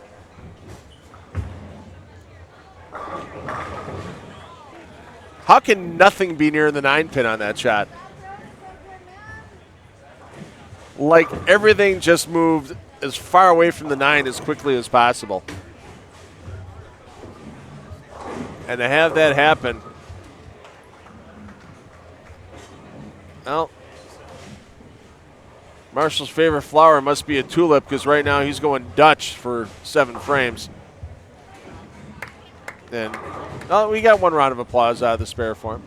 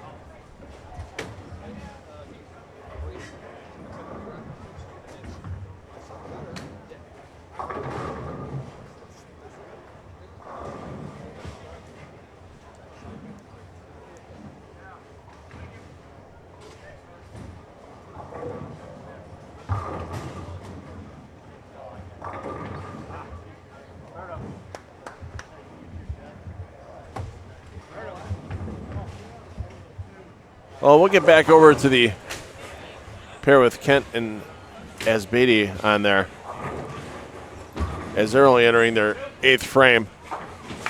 Over here, though, Matt Cuba throwing a huge game right now to help his cause with Ashley Galante as the doubles partner.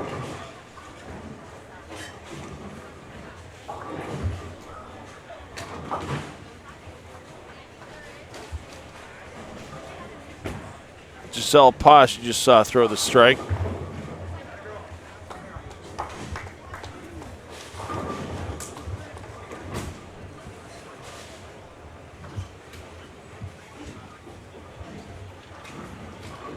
Great college career at Vanderbilt for Posh. Lucky break there for Galante. Posh's best finish on the PWBA Tour, 3rd in 2017 at the PWBA St. Petersburg Clearwater Open.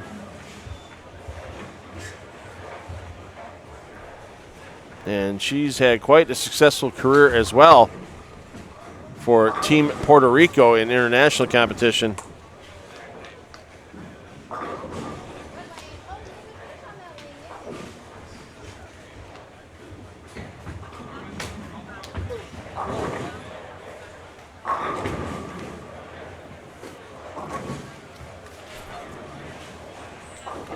So here's your 5-game scoring update. Scores available through FloBowling.com and the Striking Against Breast Cancer Mixed Doubles Tournament page on Facebook. Boltois and Blanchard still your leaders, plus 309. And they're going to extend on that this game as well. Jordan Richard, Andrew Anderson second, plus 198. Lindsey Boomershine, Kyle Troop third, plus 137. Giselle Paz, Matt Gassen, plus 134.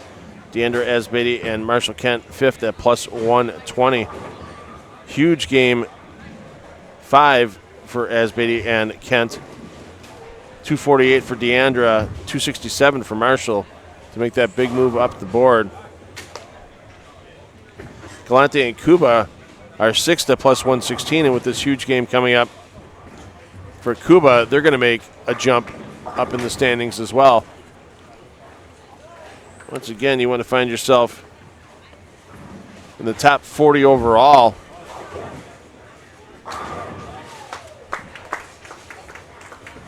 After all qualifying is completed. D squad yet to take to the lanes. That's coming up at 3 p.m. Eastern time this afternoon from here at Copperfield Bowl.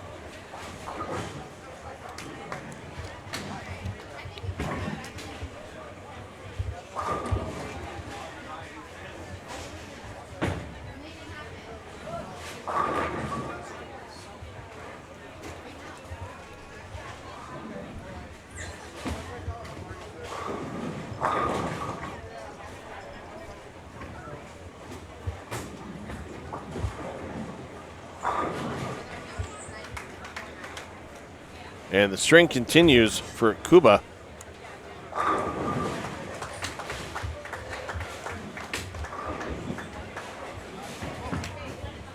Cuba's best finish on the 2019 PBA Tour. He's making his first full run and is Rookie of the Year eligible. But Cuba's best finish just 14th at the Scorpion Championship at this year's World Series of Bowling.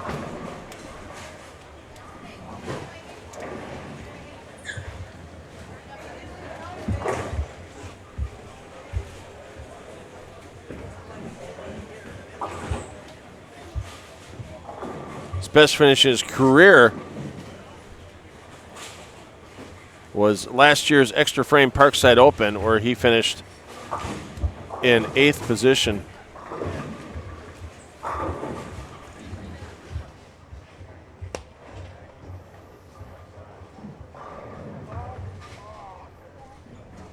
And looking at the 290 possible finish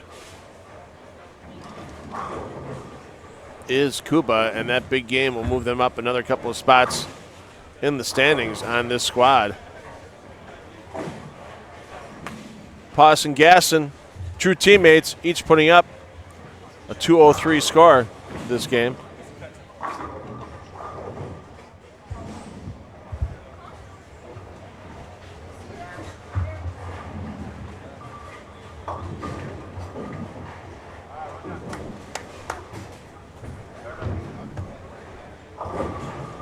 And there is 290 for Cuba.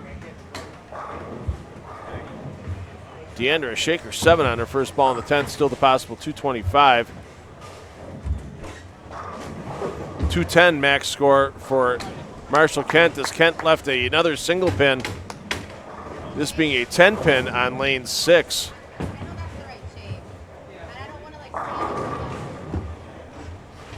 And now Marshall and Deandra talking over. Deandra not happy with the shape of the shot the last couple of shots.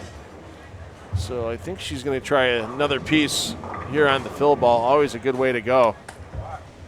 Bad break there for both hoists. As the head pin wraps around the 10, 172 for the final score for both hoists. And there you see the change for Deandra and with the 225 on the board.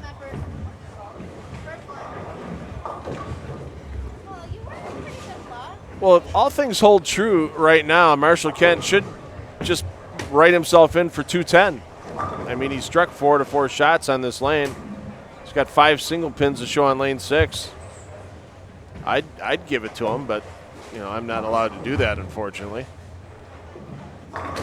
Josh Blanchard, yeah, he'll be happy the 7-1 on that one. That ball looked like it bled a little energy making the turn. And you saw that 6-pin do absolutely nothing towards knocking the 10 down.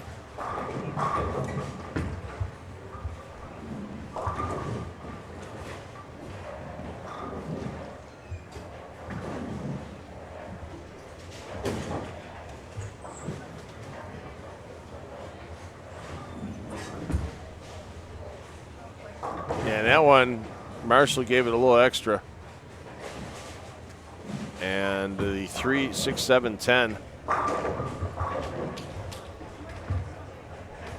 stares Kent in the face.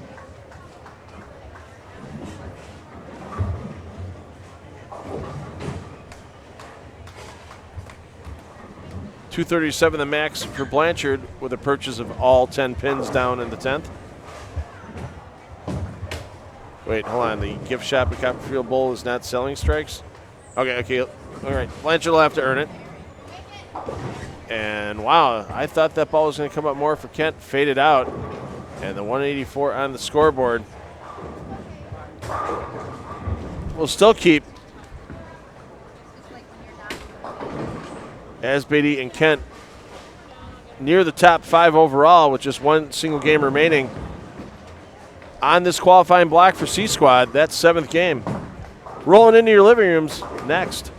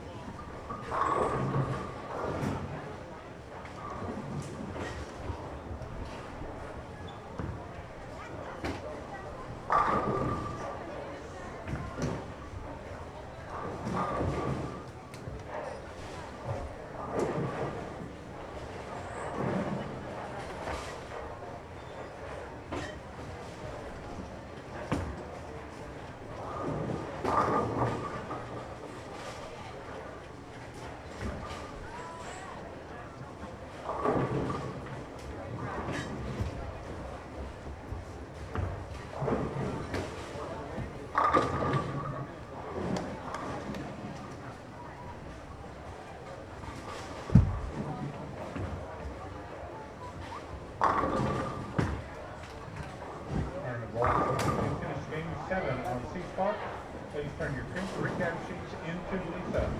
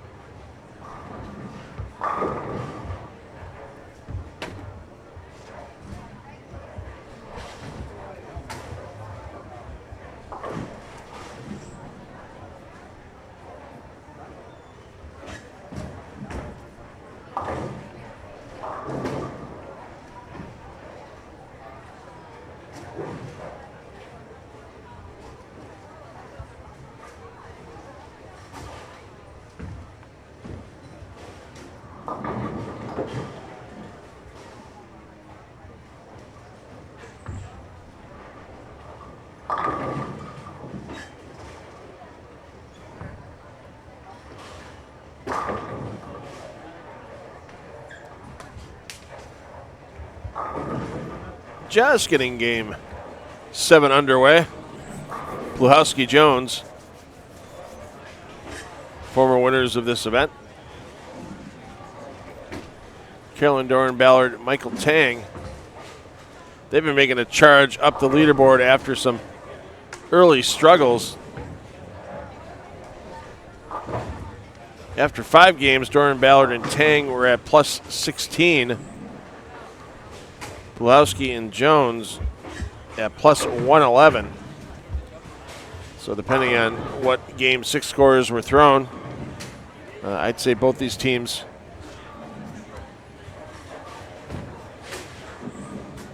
would need solid games to make it into tomorrow's cashier's round. Of course, Bluhowski and Jones in a 100-pin better position after 5 games than we saw for Doran Ballard and Tang.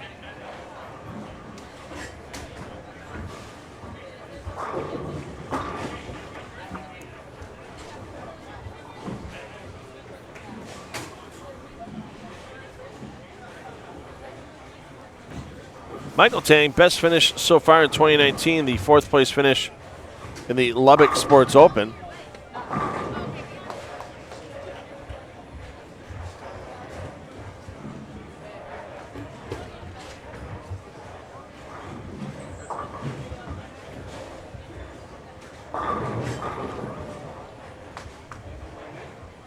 Tang with a bachelor's degree in psychology.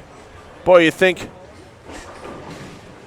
you made a few bucks on the side out on the Go Bowling PBA Tour.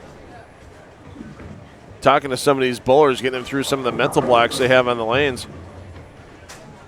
And Michael Tang is actually bowling on this pair of lanes with his childhood bowling hero.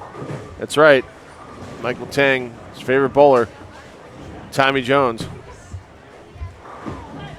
Or if after even a couple years on tour here, if Michael Tang's still getting a little bit of the meet your hero jitters that you can get every time he runs into Tommy Jones in competition. I don't know if that ever really truly 100% goes away for these players.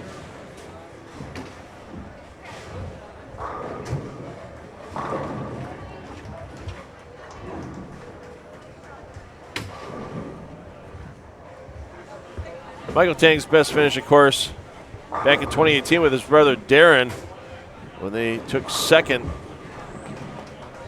in the Rotholman doubles losing out to Jason Belmonte and Bill O'Neill in that championship match.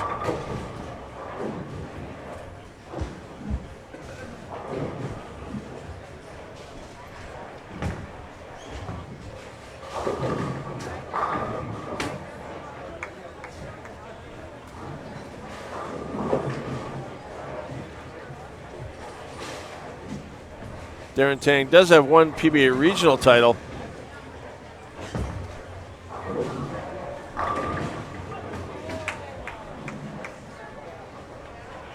Pardon me, Michael Tang has a regional title.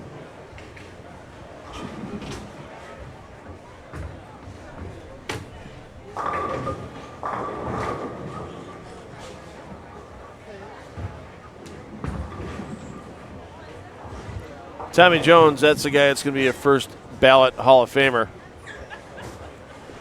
when he becomes age eligible.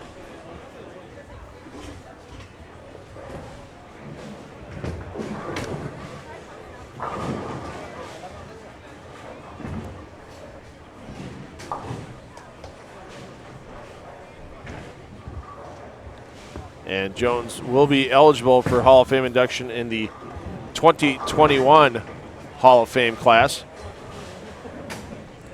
as he will complete his 20 years of PBA membership.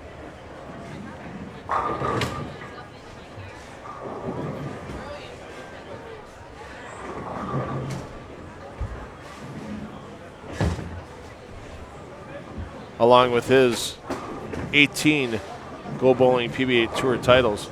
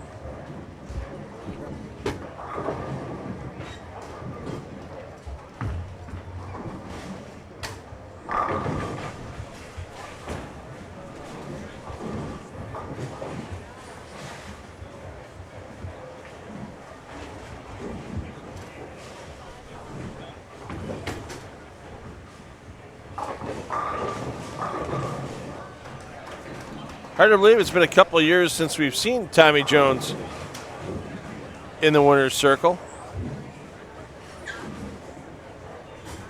In 2016, Jones took down 2 titles. One in Jonesboro, the other being during the World Series of Bowling when he took down the Scorpion Championship in Las Vegas. And that ball never had a sniff of going into the pocket flush.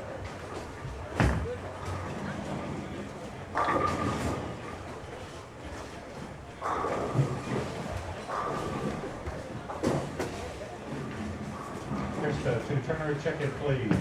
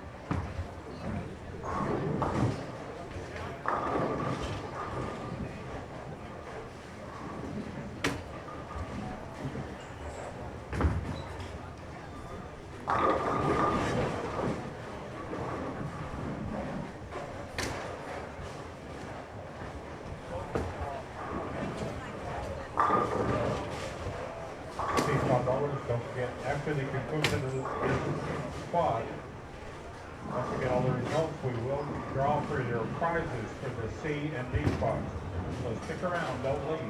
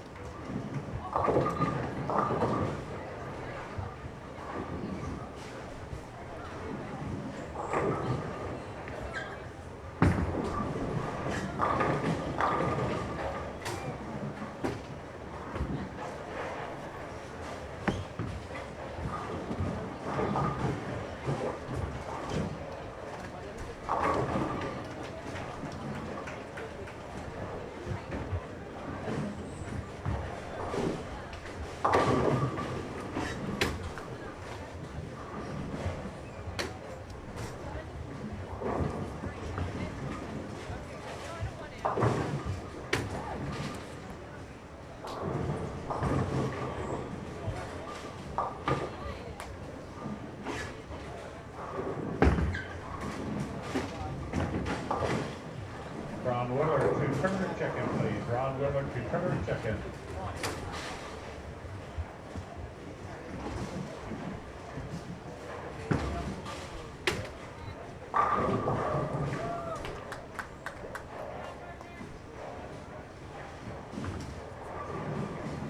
Imagine the title count Carolyn Doran Ballard could have had if the PWBA didn't fold back in 2003 until it was restored in 2015 by that joint venture by the USBC and the BPAA.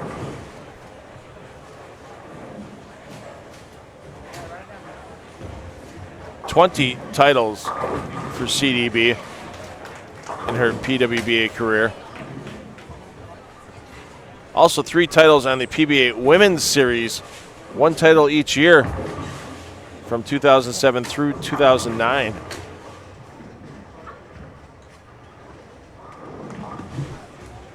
And with 5 years on Team USA, she took home quite a few medals from international competition, including the team gold medal at the 2011 World Championships.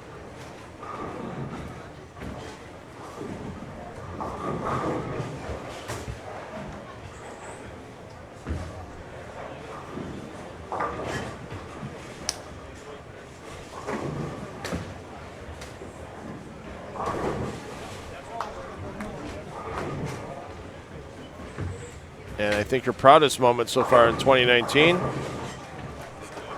having her daughter Alyssa finish in the top 50 in her division at the Junior Gold Championships in Detroit a couple of weeks ago. I know from talking to Dell at the PBA 50 stop in Anderson, he was quite happy to share the information about how well his daughter Alyssa bowled.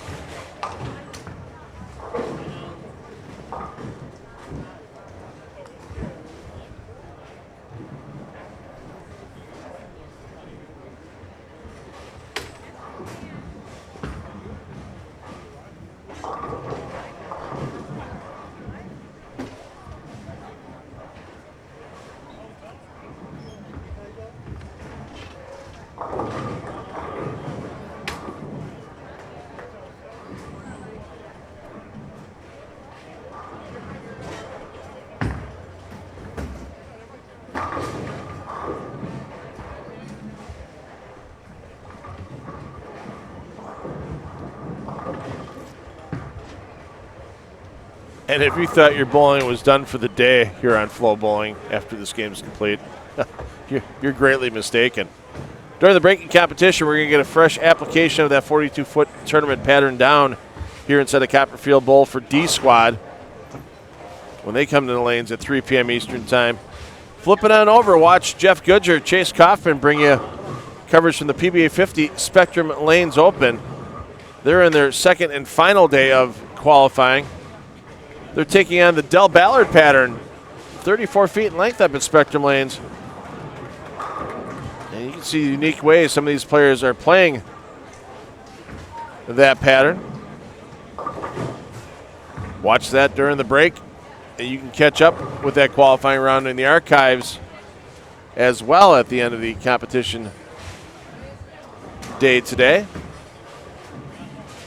And they will have match play and a stepladder final tomorrow. We will have cashers round and match play to determine our champion here in Houston tomorrow as well. So it's a rare day on the professional tours when 3 titles are awarded in the same day. And that's what we'll have, a PBA, a PWBA, and a PBA 50 title all awarded tomorrow. You can see all those titles awarded here on FloBowling. Approximately 4 p.m. tomorrow afternoon. We should be close to our position round match here in Houston. And the stepladder finals for the PBA 50 Spectrum Lanes Open will start tomorrow night at 7 p.m. Eastern in the greater Grand Rapids area. We're going to let our players finish this 7th game of qualifying. You'll be able to get your stats, your scores, and the latest info on this striking against breast cancer mixed doubles at flowbowling.com.